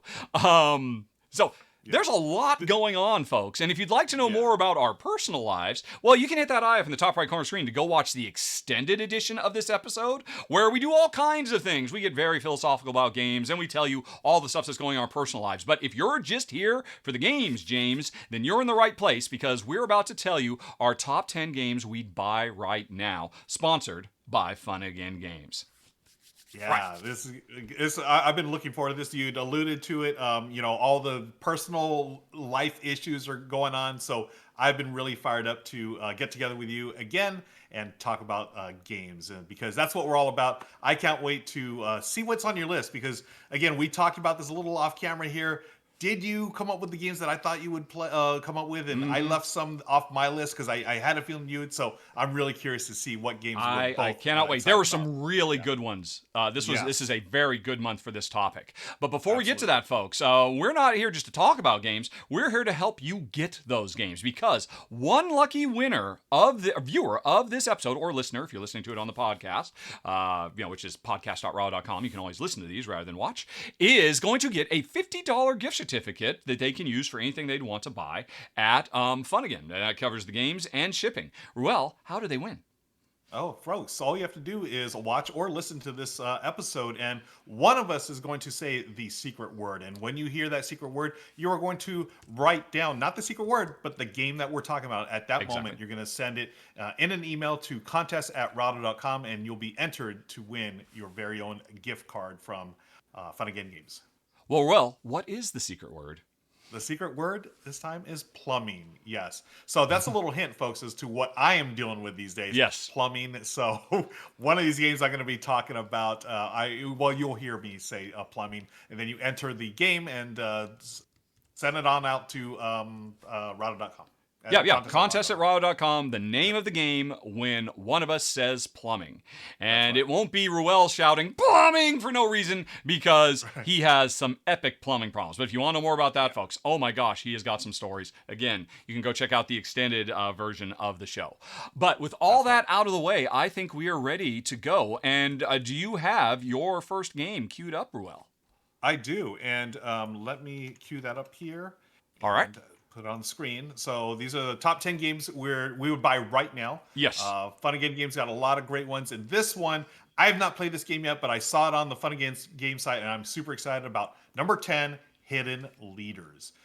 Okay. This is a sort of a deduction game. So this is something I would play at a party, but it's really neat. It's a tableau builder, and it's got this mix of social deduction in it, where you have a hidden leader. Each player has a hidden leader. They are aligned to 2 of the 4 factions, okay? So what you're trying to do is get one of those factions to get in the lead and hold that lead to the very end of the game, and then you're going to reveal who is the green team or who is the red team. And you do that by playing cards. All the different cards you're going to play have different effects on the game, and you're building a tableau. Everyone's building a tableau, and then whoever hits like a certain threshold number of cards played, the game will stop. You'll look at the leaderboard and see who's in the lead, and it's like, oh, it's the green team or it's the red team. Yeah. And then you reveal who has that leader in their hidden leader. And right. I just think it's a clever way to do a social deduction game. Social deduction is not always my jam. It's not always my favorite, but when you have clever little mechanics like this, and it plays in about 20 to 40 minutes, that for me is a sweet spot for a social deduction game. It's light, but it's got some strategy to it. It has a bunch of direct player interaction. So if that's not really your thing, this may not be for you, but I think it's really clever, and that's why it's our number 10, Hidden Leaders. Yeah, it has a great look. And a great price. It's on sale right now for so I imagine that's probably part of why you put it on there, because at $16, why not take a chance? Although you don't really have to take a chance, folks, because if you'd like to know more about it, Shay did a run-through of this when it was on Kickstarter a couple of years ago, and I know he really liked it too. He really dug it. So that is, I think, a good place to start. But let's move on to number 9 on the list, Messina 1347, which is a wonderful game that I absolutely adore. It just missed my top 10 games of last year when it was widely available in Europe, and now I think it's starting to become available elsewhere outside of Europe, and so they've got a copy of it from Rio Grande Games, and unfortunately they have no pictures of it, but I saw they had no pictures of it, so I went on ahead and said, hey, look, here's my run-through I did of it last year. This is a very, very cool game. It's kind of a timely game because it is about the early days of the Black Death Plague. And it was interesting. I remember Delicious Games, when they published this, they were like, oh, we really want to be sensitive about the fact that we're playing a plague game during a real-world plague that portions of sales of this game actually went to Doctors Without Borders. And I suspect that's probably still the case. So that's one of the reasons to maybe consider checking this game out. But this is from designer Vladimir Suki. I believe it's Suki. I'm trying to pronounce it correct for the first time in 10 years. And as always, he's one of my top 10 favorite designers of all time, and he does an amazing job. And there's so many things that you're trying to balance. It's a worker placement game where you're sending your agents out to the city, but the city is starting to fall under the plague, and you have to stop the spread of plague by, as they did back then, literally burning buildings down, and that cuts off where you can actually do the worker placement. But the thing that really attracts me to this game is its fundamental message is people helping people, because what you're really trying to do is save people from the plague-ridden village, bring them out to your estate, and allow them to help you save more people, because you have your own player board that is literally an engine devoted to, hey, the people I've saved, I can put them to work over here so I can get more resources so we can go back into the city and save even more lives. And I love that, this kind of communal spirit to the game. It was a very, very sharp, very heavy, and crunchy game from one of my favorite designers of all time, and it's now a bit more widely available. Number 9, Messina, 1347. Another reason it's fresh in my mind is because just the other day I played this year's game coming from Delicious and Vladimir Sushi, which is called Woodcraft. And oh my gosh, Woodcraft, you'll be able to see a run through. I'm putting that up, I think, next week. It's fantastic. Jen gave it a rare 5 stars. That's how much we love the designs. I mean, Jen gives like maybe 3 or 4 5-star ratings a year. And so, yeah, for her, Woodcraft is an early odds-on favorite for favorite game of the year. But last year, Messina 1347 was fantastic as well, which is why it's number 9 on the list. I need to play this game. I love, so Vladimir Suchi's other game that has a word and a number, Pulsar 2849. I love that game. Yes, that is an amazing title as well. Yeah. The man can't design a bad game. And the interesting, Messina and the new one, Woodcraft, he is for the first time working with co-designers. And I think it's really great that, it's making him branch out and, bring new, fresh blood into the industry. So it's all fantastic. And you can check out my run-through of Messina 1347 if you want to see a little bit more about what makes this game so much fun and special. Awesome. Cool. All right, what's next? Let's move on. That's a great choice. Let's move on to our number 8 on our list of games we buy right now. Okay. Number 8 is a favorite of mine, Las Vegas Royale. Mm-hmm. Yes. Las Vegas Royale is a wonderful game. Now, if you've played, there's an original game called Las Vegas, and this is a Rudiger Dorn game. We're big fans of Dorn here on the channel. This is basically Las Vegas with the Las Vegas expansion, Las Vegas Boulevard. And as you can see on Funnigan Games site, it's a ding and dent game, so you can get a pretty significant discount. I love this because it takes the base game of Las Vegas, which is basically rolling dice and almost like area control. But then it adds these really fun, almost like game show moments to it. You have like little mini games that you can play depending on where you put your dice. The base game is still there. You're placing dice, trying to take a certain number so you can take the most money. But then you have all these different modules. I think there's like a dozen or maybe 16 modules that you could add into the game. Yeah, you can pick and choose which ones you like. Whatever plays best with your group. Whether it's just straight luck, like a luck fest where one of the mini games is literally roll 2 dice and then you're going to get money based on what you roll. But then there's other ones that, are like dice placement games as well. And I love this because it takes the base game, which is fantastic, and just ramps it up in fun. It plays up to 6 players, and you can hit both types of crowds. You can hit the non-gamer crowd because, hey, it's gambling, it's Vegas, it's fun. Or you can sort of hit the more veteran gamers in your group saying, hey, we have the basic, push our dice area control, but we have some other elements as well that work well for strategic gamers, if you want to call them that. So I love this game. It's always a hit with my family and my group of gaming friends, and that's Las Vegas Royale, our number 8 on the list. I have to admit, to my shame, I have never played Las Vegas. Or the fan. That was a genuine look of shock on your face. Yeah, because I know you're a big Rudiger Dorn fan. I'm a total Dorn head, which I think is a term I just made up right now. I am a Dornhead as well. Yeah, you need to play it. It's now a 2-player game. It's decent, but once you get into 3, and that might be the reason why you haven't played I've Las not Vegas. sought it out. Yeah, maybe that's the Yeah. case. Because I have no reason not to. I've seen it, and it looks sharp and clever in the deluxe edition. I didn't know it came with all those different modules you could turn on and off. That's really cool, too. Wow. Yeah. Okay. Now, I'm thinking the base game actually isn't too bad for 2 players because you play like with a dummy player and they sort of like block off certain areas. I'm always a fan of that. You can do the base game. Yeah. So try that. And now, as far as the expansions, that stuff probably plays better with more players. But definitely give the base game a shot.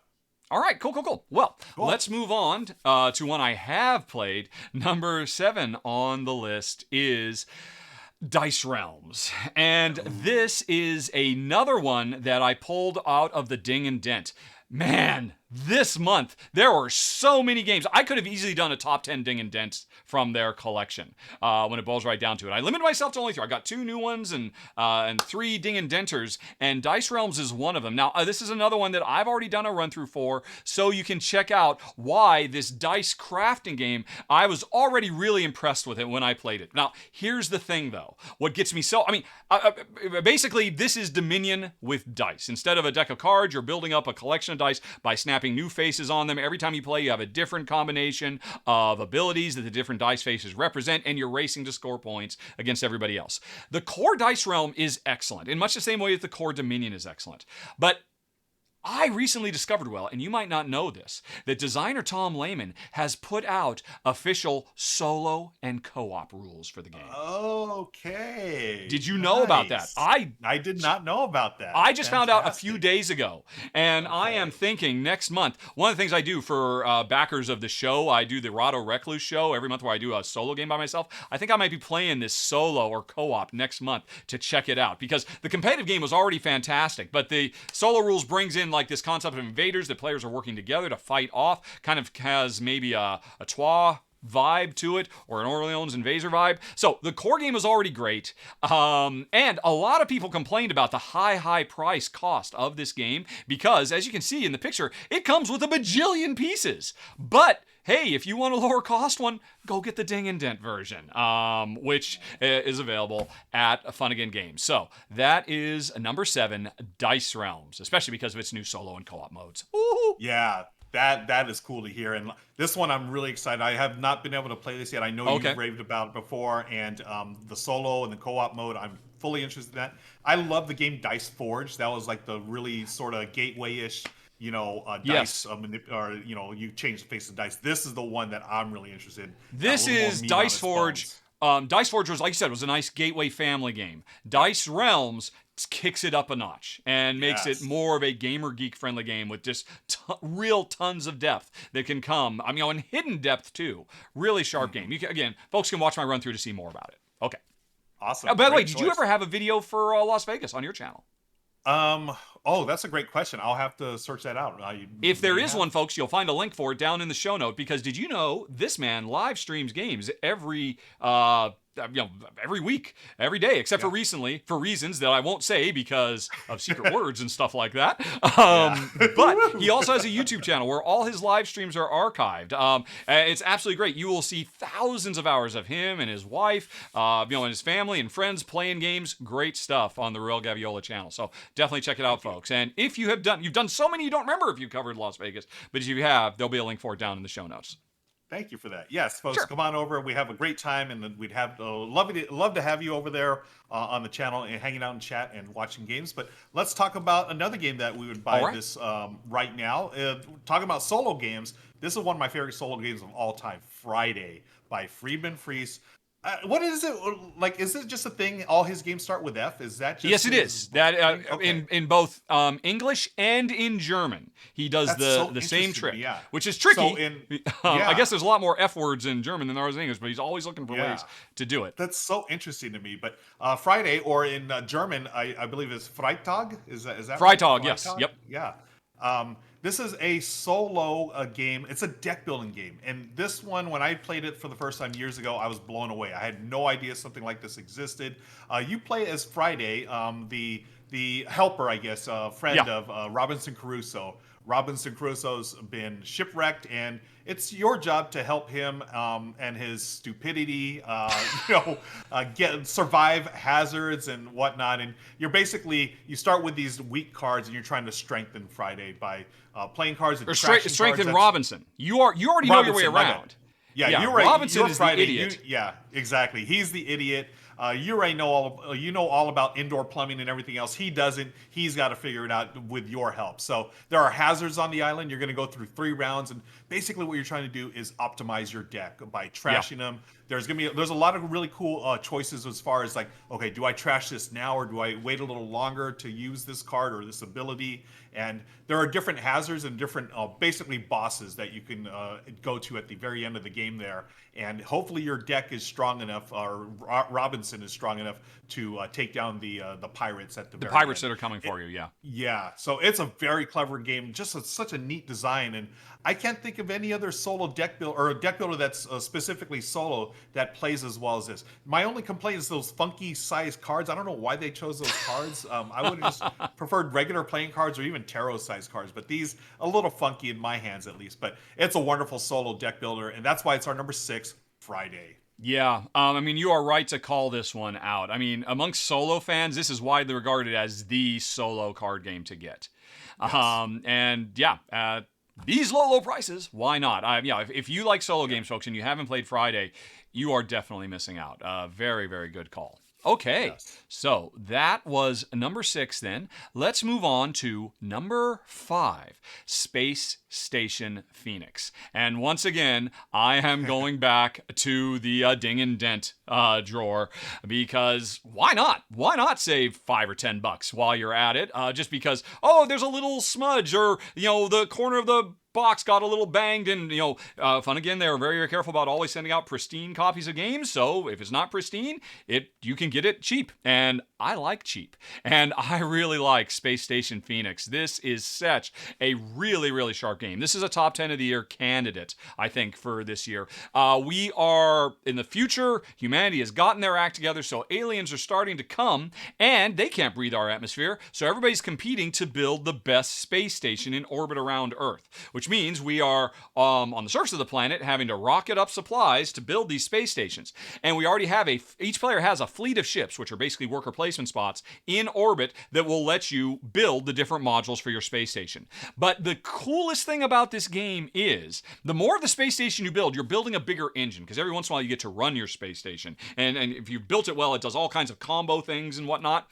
But you need to keep building it. And so you have this worker placement element of the game. But one of the most important worker placement spaces you can go to is the one that lets you rip apart your worker placement board. Because these ships in orbit, it's much easier to scrap them for parts rather than ship new materials up from the surface. So if you don't think you need the red card anymore, I think I've gotten all the use out of it I need. I'll go on ahead and scrap that to get more resources so that I can build the next module. But then you find out later, I do still need that red card. Why did I scrap it? But the beautiful thing is, this is a worker placement game where you can go to your worker placement slots or your opponent's. And your opponent says, yeah, come over and use mine because I'll get a passive benefit for that.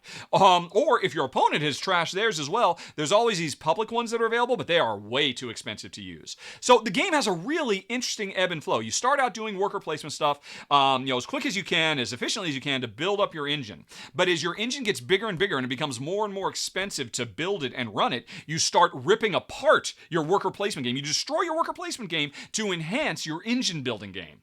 And it's almost like the two things work at counter purposes to each other, and I absolutely love it. The game has tons of variability built in because there are dozens and dozens of modules that only a small subset of them will be available every time you play. Everybody gets special player powers. It's really, really cool, which is why it makes a list at number 5, Space Station Phoenix from the Ding and Dent. Or you can pay a bit more and just get a full pristine version if that's your preference.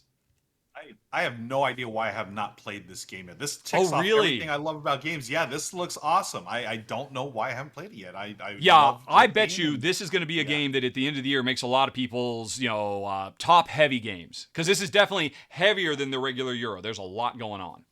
I can see why. Awesome. All right.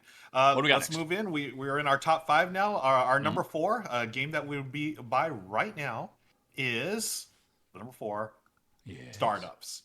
I love Oink games, and this is one of my favorite Oink games. And I don't actually have this in my collection, so I may be clicking on that button real soon to buy my very own copy. Startups is there it is right there. Cool, Okay. cool, cool. Startups, just like any other Oink game, is a small box game, but this is an economic game where you are bidding on different companies. It is, you're buying shares in companies, and what's really neat about this, the companies themselves, you can buy them, you can buy anyone you want, and here's the thing: after every round, you're going to get paid dividends if you are the majority stockholder in this company, and the money comes from everyone else who has a minority share in that. So there's like this really neat push and pull, like, oh, I want to be the person who owns the most stock, but then whoever owns the most stock, people are going to try to get rid of theirs because they don't want to pay you. So it's this really neat push and pull, and you're going to be drawing every turn. It's really simple. You draw a card from either blind off the deck or from the open market. Now, the open market has this really cool sort of like no thanks element. So anytime anyone passes on those cards, you're going to add money on there. So sometimes you want to take those from the market, get extra money, and it's so much fun. And the shares go back and forth. It's fast and furious, and maybe takes like 25 minutes or so for a shareholder game. I love it. I want to shout out my friend Jonathan from the Geek Dad. He taught this to me and my wife Michelle a few years ago. Oh, it plays so well. And just like any other Oink game, it's got super cute art. Look, the Hippo Power Tech company. It's also got, like a Starbucks style coffee shop and Giraffe beer. Yeah, Giraffe beer. It's wonderful. Such a clever little game. Just like any other Oink game, folks. The rules are super simple to learn, and then you're surprised by the depth of the game. They also do games like Deep Sea Adventure and, Fake Artist Goes to New York. I feel like everything like from Oink Games is a hit with me. That's why it's our number 4, Startups. Wow. I have another shocking announcement to make. I have never played an Oink Games game. Wait, really? No? It's just never come up. I've never been in a situation. I mean, I used to have the chance to get them at Essen, but I know they always sell out super fast. I mean, there is such a ardent, die-hard fan base for everything Oink does, and I've heard nothing but great things about everything they do. Their presentation, their graphic design, and their gameplay. Now, let me ask you this. You have played it. How do you think it would work as a 2-player game? Shares, stock buying games are generally not the greatest at 2. Yeah, and that is, I believe this is 3 minimum. And there you go then. Yeah, it's 3 minimum. Yeah. Now there are other games you could totally play, like Deep Sea Adventure. That's 2 or 2. And that's been on my must-play list for years now. Wonderful. It looks so nice. Game. That little submarine sim. It's clever. Yeah. Oink games they're always a hit with me. So number 4, Startups. Okay, excellent choice. Boy, I want to play that someday with you, quite frankly. Absolutely. But let's move on to number 3, one I have played, and hopefully this will garner the well wishes of the audience once more when I say, folks, if you haven't tried it yet, you have to seek out Viticulture World. Which, honestly, I am betting money this would have been on your list, Ruel, except you knew it was going to be on my list. Is that right? It was the number 1. I think I figured for sure it would be on your list. Yep.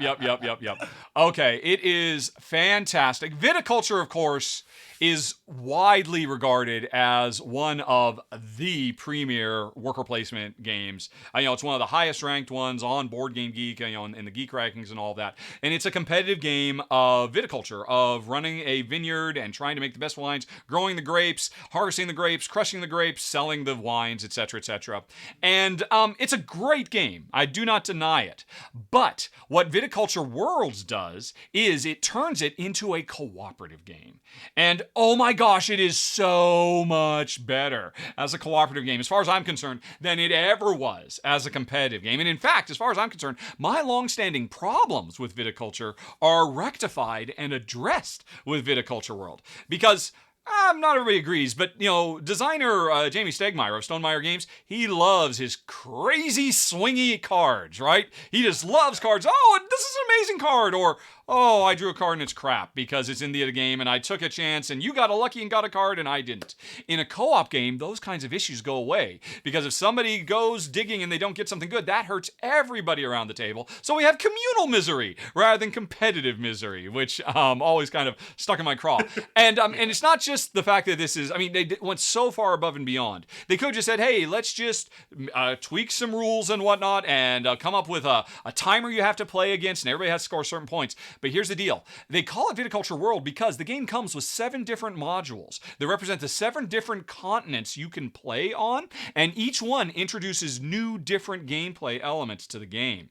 Whether it's unique player powers or engine building type stuff, all kinds of things. And so the game comes with so much flexibility and variety built in now. It's a great solo game. It's a wonderful co-op game.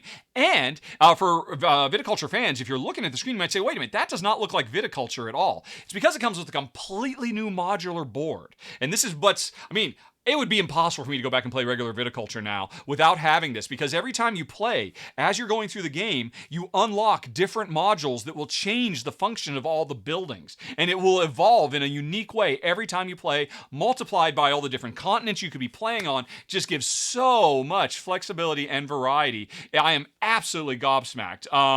This is, unless you hate cooperative play, if you own Viticulture, you need to check this out. It so elevates the game.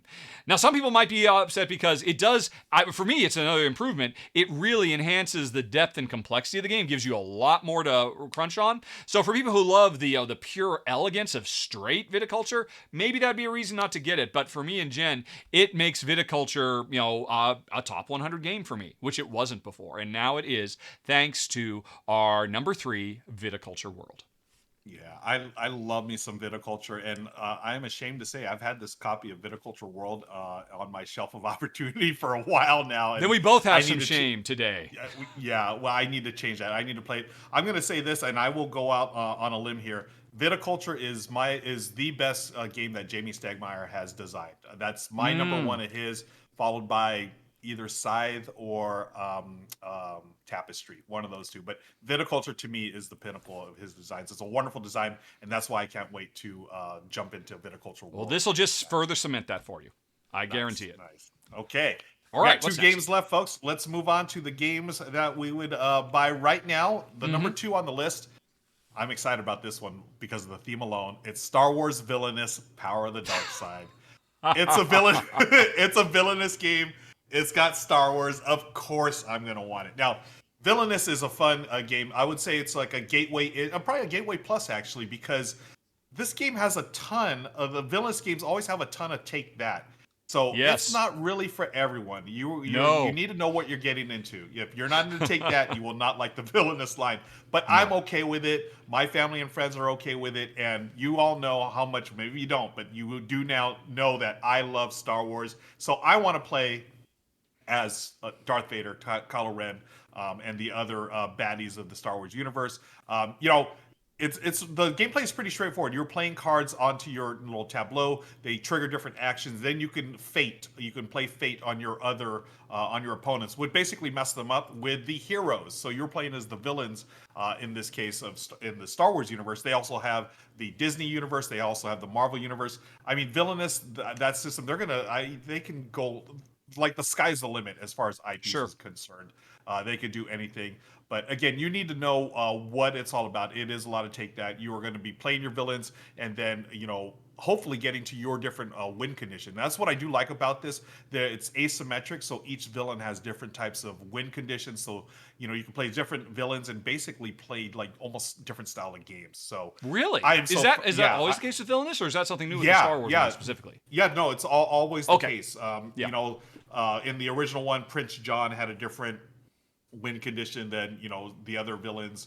They also have Marvel villains as well, and now Star Wars. So this one, the theme alone got me, and that's why it's our number 2. Star Wars Villainous: Power of the Dark Side. Yeah. Have you played Villainous? I have never played Villainous, and I never will. I because figured Villainous makes me angry. Well, Villainous is a hugely popular gateway game. I mean, Villainous is probably going to be ultimately up there with your Carcassones and whatnot, given enough time as, hey, board games are more than just Monopoly, and sorry, did you know? Yeah. But it's such a missed opportunity because they draw so many people in. But then they say, hey, you know what modern board games are? They are just play some cards and bonk each other over the head. Have we really evolved that much? It always drives me nuts. Villains should team up like the Sinister Six. If the Villainous series was a cooperative series of games. And then you get people, oh, I just want to play as Darth Vader. Oh my gosh, Darth Vader working with Darth Sidious or Kylo Ren to try to take down Luke Skywalker and whatnot. Now that's more interesting than, oh, Darth Vader trying to beat Kylo Ren or Darth Sidious. I mean, it's just always, it's fine. I know they're incredibly well loved and incredibly popular. And I'm sure they are converting, making new board game converts every day. And for that, I am very thankful. So I can't complain too much. But come on, gang, let's bring in some co-op. Says the guy who just raved about turning viticulture into a co-op game, of course. So yeah, no I would surprise love there. to see that. That's a great idea, folks. Who knows? Maybe that's in the future. We shall see. Okay. We've got one game then. left. Yeah, and it's another co-op because I want to work with Ruel instead of smash him in with a lightsaber. So our number one is another one from the Ding and Dent files. Although you could buy a new version of it as well, Stars of Akarios. And oh my goodness, this is basically, I mean, it lives up to its billing. This is Gloomhaven meets Star Trek, or Gloomhaven meets Battlestar Galactica. It is basically Gloomhaven in space. And really, in terms of gameplay, this is Gloomhaven meets X-Wing. You know, the X-Wing miniatures game, or I guess the Star Trek Attack Wing miniature game. I know there was a Dungeons and Dragons dragon dogfighting one as well. Because rather than dungeon delving, working cooperatively with people, we are engaged in epic space combat in this game. Trying to swoop around and get behind all the enemy ships and light them up. And it has so much in common with the overall structure of Gloomhaven. The way we go through an epic campaign and we level up our characters and our ships throughout. And when we start playing in Gloomhaven, every turn you pick 2 cards and do an action on one and an action on the other. And it's a very crunchy strategic game. The big difference here is instead of playing cards to activate our ships in space combat, we roll dice. And these dice are full of unique faces that we could then program our ship for what to do. So, okay, I really need to bank around to the right and then try to avoid that asteroid belt I'm heading towards so that I can get behind the enemy cruiser, and because their shields are down now because you disabled their shields on the last round, so I gotta take advantage of that now. Oh crap, the dice didn't work. Now I have to fly through the asteroid belt. Okay, here we go. And it's so full of really cool, fun, Star Wars, Last Starfighter, daring do space battles. And it's a lot of fun. And again, driven by a very, very clever system where, okay, I roll these dice. There are tricks you can do to re-roll dice in some cases. It's a dice worker placement game, basically, where after you've rolled them, you hopefully will be able to pull off the moves you want. But that's only half the game, Ruel, because the other half of the game is eventually our Battlestar Galactica mothership starts traveling throughout the cosmos, and we have to make big story-level decisions about, okay, are we going to go to that planet? Are we going to investigate that nebula and whatnot? And then when we go and search, we might run into new alien races that we can interact with. Actually, I'm going to draw another parallel. One of my favorite video games of all time, Star Control 2. If you want Star Control 2, the board game, you might want to check out Stars of Akarios, because it really captures that feel of, oh, brave new worlds we're exploring all over the place. And if all that weren't enough, occasionally when you're exploring the galaxy, you end up on planets not where you will engage in a dogfight up in the upper atmosphere, but instead you will actually travel down to the surface, and then you have a Seventh Continent style exploration adventure game where your characters get out of their ships and start walking around and using their personal abilities rather than their ship abilities. So the game just has so much in this box. It is a big box, which is why it's nice you can get it for a bit of a savings if you go for the Ding and Dent option. But I am absolutely blown away. Now, I should say, as you mentioned earlier, I have only played this solo so far. I played it for about 10 hours solo now and just loved it. My wife was gone when I was playing it. She is back now. I haven't gotten a chance to get it to the table with her, but I look forward to it because we both love Gloomhaven so much, and I suspect this will be our new Gloomhaven fix, at least until Frosthaven comes out. But man, yeah, as a guy who has occasionally appeared on our show dressed as a Wookiee, I think you are gonna love Stars of Akarios, our number one. Yeah, it just one word sums up epic, and I can't wait to try it out. This looks amazing. So, yep. Great choice for number one. That's the way to go out on it with a bang. Yeah, a big one, a big space bang. Yeah. Okay, Yes. folks, and that was it. Were you paying attention? Did one of us say the secret word, plumbing? If so, you know what to do. Says it right there at the bottom of the screen. Send an email to contest@rahdo.com. What game was it? When the secret word was said, put that in your subject, and you will be entered to win a $50 gift certificate from Fun Again Games. So do not delay, folks. It always makes me happy to write that email and say, guess what? You win! And inevitably, it's like, oh my God, I've never won anything in my life. And it could be you folks. Because unlike other contests, we make you work for this one. You actually have to listen, which means not as many people enter the contest as actually watch the show. So you have a much better chance of winning this contest than most of the ones you would enter online. But if you didn't hear the secret word, which once again was plumbing, go on ahead. If you are a subscriber on Twitch, on Patreon, or on YouTube, direct message me, because as you support the show, I'll support you. I'll tell you where it was so you can enter easy peasy and you don't have to go watch the episode 3 times looking for it. All right. That is it. I believe we are done, Ruel, unless you've got anything more for the road. No, I think that's it. A lot of great games we talked about today, and I can't wait to do it again. All right, well, then we will see you next week. The R&R Show, folks, is a monthly show, but in the month of September, the upcoming month of September, we're going to be doing 3 episodes because we've got some sponsors on board. So you'll be able to see us next week, the week after that, and then the final week of September. So get used to these 2 faces, and be sure to show up live or watch the extended show, because there's a lot of behind-the-scenes stuff, including what we're about to do now. We're about to say goodbye, and then we're going to continue the live stream and talk about all the other games we wanted to put on the list. So, Ruel, thank you for going out of the way. Man, you really went above and beyond to be able to get in front of a camera this week, and I really appreciate it. And I hope you make it through all of your plumbing issues very, very soon. And folks, thanks for everybody for watching as well. And finally, thanks to sponsor of the show, Fun Again Games. Have a nice day, everybody. Talk to you later. So long. Bye-bye. Hello. All right. Hello. All right. Good episode. Did it. Cool. Yes. Are they back at work? They must be back to work by now. No. So one of the messages I got that said they're done for today. They will be back tomorrow morning. So I'm like, oh, well, that was lucky. Yeah. Basically, they have to wait for something to dry out and then they can do the work. So they need to wait till tomorrow anyways. So oh, okay. that's that. Cool. All right. All right. Let's check out Let's questions, move on folks. to We got post some show. time for Q&A. Yeah, we do. We got 20 minutes. Okay. So, but before that, Ruel, what else was on your list? I mean, honestly, I could just pull up the entire Ding and Dent page. It's like half the stuff on there. I was like, okay, I could just do nothing but these. Yeah. One from the Ding and Dent was, I always say the name right. Is it Noctiluca? Noctiluca is how I say it. Yeah. So that was on Ding and Dent. That was on mine. Also, Odin's Ravens, Framework, Cryptid Cafe, and the Wizard of Oz adventure book game, believe it or not. I was going for some gateway games this time. Yeah, I don't know much about that one.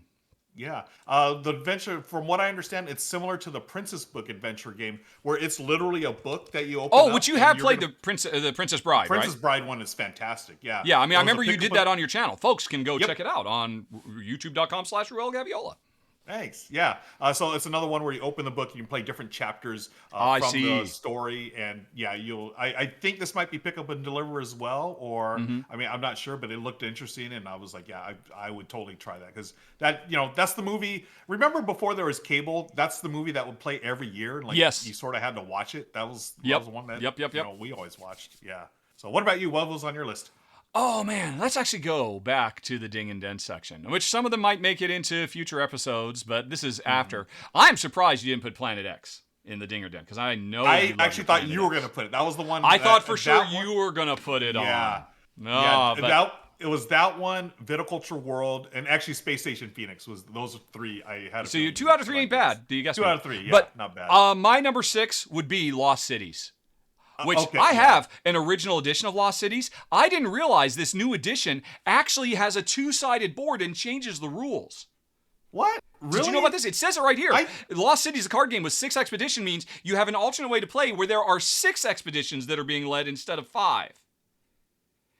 And I didn't know that until I said, "Oh, look, it's in the Ding and Dent. It's only $14." And I was thinking, it's got super artists. Vincent Dutray art now, so it looks amazing. What? And Really? it's always been I one of did the not know greatest that. two-player games of all time, one of Reiner Knizia's Yeah. best. And Reiner Knizia apparently at some point revisited and came up with a new variant for the game. Oh my goodness. Although it looks like Trashorama says it was the 6 was an expansion released in 2019, and so now this is the expansion plus the box for $14. Like I said, I came this close. This is like my number 6. Wow. Yeah. I saw let's that see. there. I just thought it was Lost Cities. I didn't know it was like a new version. That's interesting. Okay. Yeah. You learn something new every day. That's great. I want to check it Yep. out. And I thought for sure, when you mentioned Pulsar 2849, I thought you were going to say, hey, by the way, folks, this is my number blah blah, because it's also here in the Ding and Dent. Yeah, there are so many Ding and Denters. What wasn't a Ding or Dent that I was interested in? Oh, okay, I remember. Scroll back up, scroll. Angmar. I almost put the Lord of the Rings, the card game, Angmar Awakened. There's actually 2. There's the main expansion, and then there's like a second hero expansion. Because after having played a recent the Mad Titan expansion for Marvel Champions, that suddenly made Marvel Champions kind of work like Lord of the Rings, the card game. Kind of got me nostalgic for Lord of the Rings, the card game. And they have recently done a big, super lavish, hey, we're starting over from scratch, doing 2.0s of everything. And all the individual mini expansions, they're being collected into these big boxes now.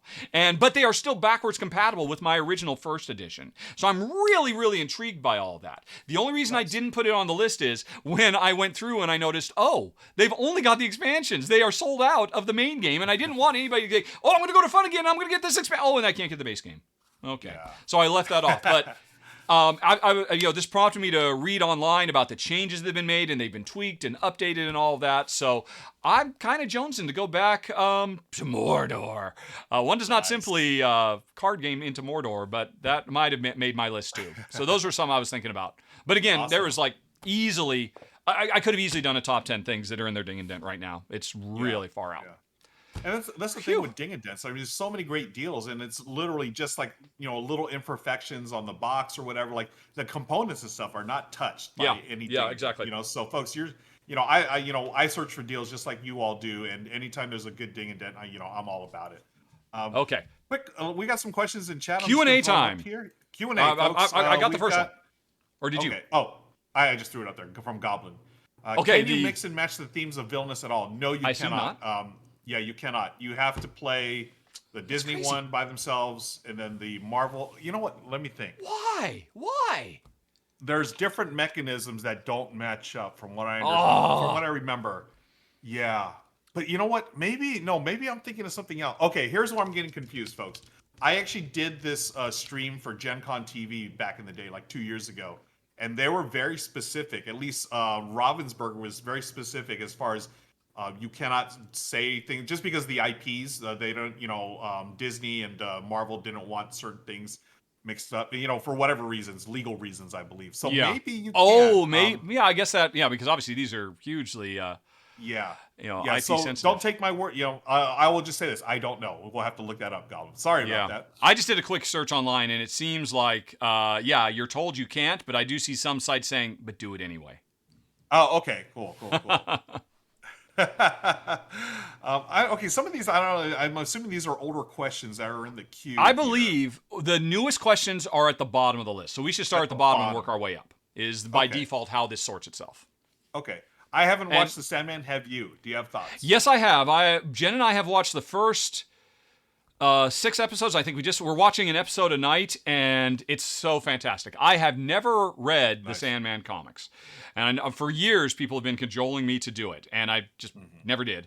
And I'm kind of glad I didn't, because now I am enjoying this show so much. The latest episode, it looks like it's the first one where I won't say anything other than to say, the Nexus is in play now. And that was the first one where we're like, well, this one wasn't as great. But like every episode for the first 6 episodes just got better and better and better and better. And this is a dark show. It is a grim show. And this is something that Jen normally wouldn't be able to stand. But the quality of the writing and the storytelling and the stories being told are so good and so just out there that she's been loving it too. But like I said, hopefully it's not going to take a nosedive, because the first, again, I don't want to go into spoilers. It's on, but I will definitely say we've been really enjoying it, and so far we've had one bad episode, and hopefully that was just the odd one out. But yeah. Absolutely fantastic. Awesome. Really, really good stuff. I have not started watching it. Many years ago I started the series and I really enjoyed it. The Neil Gaiman comic books, and I never finished it. For some reason, it just sputtered out with me, and just it's definitely grim. It is not a feel good type of thing, but yeah, I want to watch it. I want to check it out. Well, on this topic, I would like to point out that Trashorama in the chat says that Neil Gaiman himself is hyping people via social media to watch episodes this week specifically, up until Friday, because apparently Netflix's metrics are on a second season are weighed heavily on the first 30 days.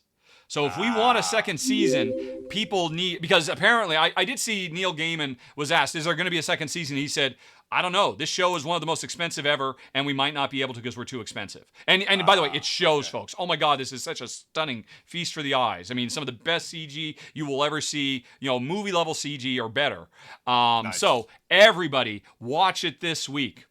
Just put it on in the background, and because we want a second season of this thing. And you need to get watching now, according to Trashorama. And Neil Gaiman himself is calling out to you, Ruel. Only you can save the Sandman. I will do my best to save the Sandman. Let's see. I missed something here. Being late to the talk show, besides unboxing the game, don't know if this was the first time. Have you played it? If so, okay. So this is going to be. So this is from last 2 weeks ago when I was unboxing Revive. And so they're asking me, have I played it? Not only have I played it, Majagawa. You actually told me how to pronounce your name, and it's been 2 weeks and I've forgotten. But by now, you have seen my run-through of it. What you didn't see was me comparing it to Come Together. I am so torn. This one and Come Together are both so great.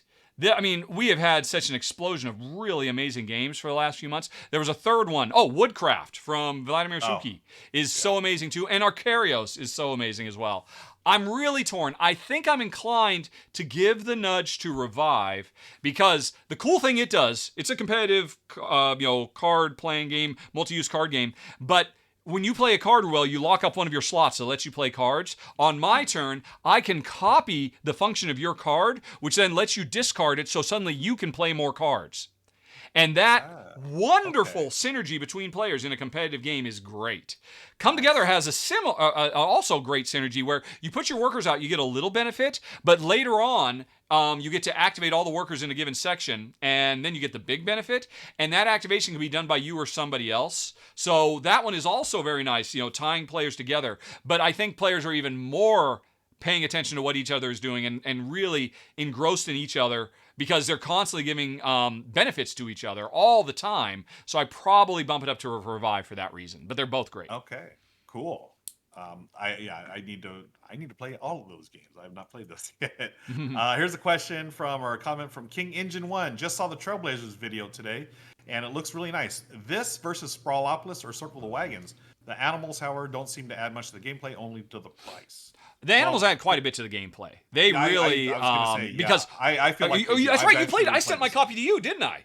Yeah, I played your copy. Yes. That's exactly it. Yeah. Well, you answered this one. The animals were part of the game, right? I mean, no, you can play a kind of an intro version without the animals, where you basically you completely ignore the animal symbols on the cards. Right, but don't they? It comes with the actual base game, right? It's part of the game. I'm not sure. I think they are an expansion. I'm not quite sure about that. I could be. I'd have to go check out the Kickstarter page. Yeah. But I wouldn't want to play without those animals because of the way. Yeah, same here. I want those extra points, but then they lock down the board and I can't reprogram the board anymore. Yeah. And that's what I like about it. It just, they teach it to you without the animals first, just so you get the basic gameplay, and then they add the animals, which I think really elevates the game. It's a wonderful, I love these type of tile. I mean, it's basically the good part, the really fun part of Pipeline. It's by the same designer. Yes. What's it? Is it Ryan? Ryan Courtney. Yeah. So that really fun part of that puzzly nature of Pipeline, but I think a better theme, and then it's got the little cute animal meeples. I mean, they're great. Sprawlopolis or Circle the Wagons. There are you're Mr. Button Shy fanboy. Yeah. So you have to answer this question. Man, you're putting me under the gun here. They have a place. Both of them have a place in the collection. Here's why. Trailblazers gives you a little bit more as far as the animals are concerned, and that extra scoring and stuff, and locking down the board. Yeah. But then Sprawlopolis, I can put that in my pocket and go anywhere with that and play it anywhere. So You can portability. do that. Versus, You can, if you have a backpack, you can take Trailblazers is designed to be taken anywhere too. You have that little Trailblazer. Theoretically, it is, but remember the animals; those are a lot of meeples that you have to carry around. Apparently, I didn't look. Yeah. There's some kind of animal caddy that it will come with, so the animals are fairly portable too, but not as portable as without the animals. Definitely. Yeah. So I mean, am I taking it? You're giving the slight nudge to Button Shy then? I'm going to give the slight. I think I enjoy Trailblazers a little bit. It's the heavier game, but the Button Shy games are quick 15-minute games, whereas Trailblazers is a bigger, richer experience. Agreed. Yeah. So that's right now. Trailblazers has the nod from me personally. Good question. But both great games. Yeah. Oh, here's one. Did you have to send that prototype on, or do you still have it? I still have it. I'm waiting to hear back from the publisher where I'm supposed to send it. Maybe you'll get to keep it. Because that was one of the higher quality prototypes I've ever had. Apparently, those cards were waterproof. It was amazing. Yeah. Totally the components. I think we've talked about this before, but we have compared Twa and Black Angel in the past. Very quickly. Twa, because Black Angel, I think, is arguably the better design overall, but Twa has more variety, and so I would go with Twa. I talked about that in my final thoughts for Black Angel, if you want to check that out. Yep, go check out that video, folks. I'm also a Twa fan, which is funny because I thought I'd love the theme of Black Angel. I do like the theme more, but I just think Twa is the better game, flat out. Let's go. Here's one. Hey, so Ruel is here. Why did you choose him, Dr. Prof 123? That's right. What was that? That was in the other episode, and I was giving somebody had asked, and I was doing like a breakdown of Shay was the first, and then this and that and the other, and you were in the chat, and I wasn't I wasn't like trying to do a behind the scenes. Here's the making of the show, but apparently I didn't talk about why you're on the channel. I must have skipped you. I mean, besides the stunning good looks, I mean, what other reasons do you? Yeah, that always helps get your foot in the door. No, actually, I'll be honest. This is right. Somebody was asking, so how do people come on the channel? And I talked a little bit about our mutual friend who is the channel manager and how, he's kind of pushed me into broadening my horizons. And I was talking about how he brought Shay in and he brought Kimberly in and I brought... I didn't bring you in, but I said, hey, we should check out this Ruel guy, and I said, hey, we should contact Amy and Maggie and all that. So I mean, it was like the two of us have kind of like 50-50'd it, and the reason I told him we should talk to Ruel is because this was back right when you had started out, and you were like doing nightly streams with you and Michelle, and you and Lauren, and you were just so warm and charming and just so easy to watch, and you just had such a way with the audience, the way you were integrated with them, and like, okay, we don't have anything like that on the channel, and I mean he just seems like a great guy, and he has a wealth of knowledge, and you were really hardcore into it. By that point you had already been up and at it for like I think you'd been going for like 6 or 8 months before we reached out to you or something like that. Yep. And you were in it to win it. Plus, I mean, you started your own channel, but before that, you had all this background. We went and watched you on Geek and Sundry, hanging out with Becca. And did you ever do anything with Felicia? No. Felicia was a little ahead of my time. By the time I got to the Geek and Sundry, she'd already sold it off to a legendary or whatever. Yeah. So it was really more than anything else your interplay with the audience and with your co-players that I think really made you stand out. That's right. And that's, of course, why you interplay with me every week now. Yeah, exactly. Thank you. Good to know. So there's your answer, folks. How much time we got? We got a few more. We have a couple of minutes. Here's one. Rahdo, have you listened to the Chumbawamba album that has Tub Thumping? It's a great album. It is a great album. I did own that album specifically because of Tub Thumping. But yeah, no, there are several songs on that album I really like quite a bit. Yes. Okay. I've only heard Tub Thumping. I haven't heard any. Of course, like everybody, yeah. Yeah, like everyone else. Nazgoth was wondering, I see you have a Rahdo approved t-shirt in merch.rahdo.com. Do you actually have a Rahdo seal of approval for games now? What happened with that is, I don't remember who, but years ago, some publisher said, this game that I had put on a top 10 list or something like that, they said, hey, we really want to celebrate that on our next printing of the box. Do you have a Rahdo approved or something like that? I said, no, I don't. And they said, do you mind if we make one? I said, sure, go ahead. And then they sent it to me, and I said, hey, do you mind if I use use this? And they said, sure, go ahead. So I've got this really nice gold seal Rahdo approved thing that's a super high res bitmap, and I've never done anything with it. And I'm like, oh, I guess I can put it on a shirt. So Yeah. that's cool. it. Yeah. I did not know that. Any publishers All out there, if you would like it, I can make it available to you. I forget who the publisher was who gave it to me. They said, yeah, anybody could use this. That's really neat. Cool. Yeah, let's I want to see that, folks. Who wants to see that? I need to see that on more boxes. What about this? Forrester Glass asks, what mechanisms or board game faux pas that you dislike now do you think in your later years you might ease up and open up to? The answer is easy for me. I know this. None, because I am old and crotchety and grumpy. I have softened my stance on social deduction games. Really? You put one in the top 10 just now. Yeah. Yeah, and I wasn't into them. I'm still a little hesitant to them. But 2 games in recent years are the ones that sort of changed my mind. Number one was what is it? Now I forgot. Murder in Hong Kong. Is that it? Yeah. I don't think that's the whole title, but yes, Murder in Hong Kong, I think is the subtitle. Murder in Hong Kong. And then the recent one, which we just talked about on the show, The Search for Planet X. That deduction game is absolutely fantastic. I'm still not going to say it's my jam, social deduction games, but I can see even in my later years, I am easing up and enjoying them more and more. What about you? I tend to find the longer I go, the more I find things I don't like that I used to like. And I mean, there are just too many things I love as it is. Am I gonna somehow turn a page on Pick Up and Deliver? I don't think so. Or Roll to Resolve, or fighting, or busting people's stuff up. I can't imagine that's going to be the case. I'm too old and set in my ways. That's why I need more people on the channel who aren't quite so set in my ways. Right, I can see that. Okay. We're at the 2:00 mark, my friend. Okay. We'll save the rest of those questions for later. We need to go raid somebody. Oh, Deception, Murder in Hong Kong. Thank you. No soul, no prob. First time chatter. You broke your silence to help us out. Yes, it was Deception, Murder in Hong Kong. That's right. All right. Cool. Okay, cool. Let's see here. So, do you see anybody you like for a raidy raid? I'm trying to find who is playing board games right now. There's 633 people watching board games right now, friends. Let's find someone. Somebody, somewhere. There are a lot of non-English speaking channels right now. Yep, that's time of day. That's the problem with Twitch Tuesdays. Yeah, Twitch Tuesdays. I don't see our friends the losers who are always on. They're always the safe bet. Yeah. Anybody in the chat? Do you see anybody who you recommend for a raid? Oh yeah, let us know, friends. Blood on the Clock Tower. There are a couple of French streamers.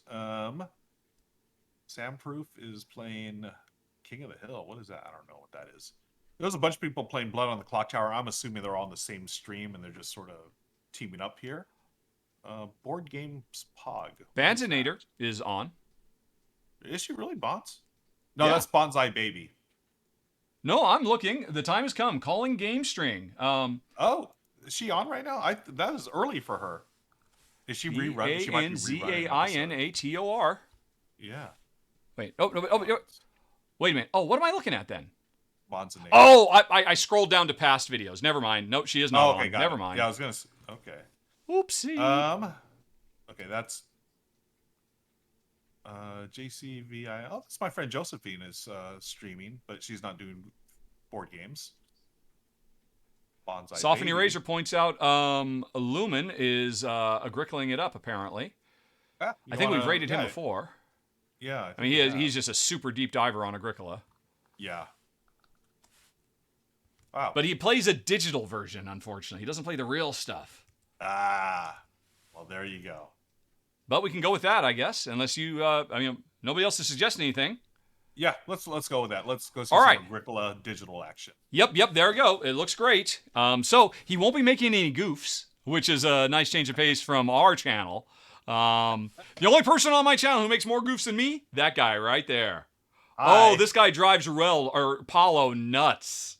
Yeah, if you guys do, Apollo has all my sympathies because boy, oh boy, he is really good at his job. Let's just say that, friends. Yep. Yeah. Cool. Okay. All right. Well, I'm sure he is going to be up to some fun Agricola stuff, And looks like we're ready to raid. Okay, folks, thanks for watching. Again, we will be back next week with another R&R thanks to board game The Fog, which I believe will be launching that day. So it'll be on the table. We'll talk about it. And we'll need to come up with a topic. Because for the first time in quite a while, we need to talk about something other than the top 10 games we buy right now. So we got to work on that, folks. We'll see you next week. Talk to you later. So long. Bye. Bye-bye. Raid. Bye-bye. Bye-bye. And let's see if this works. All right. Yep. Going through right now. There it is.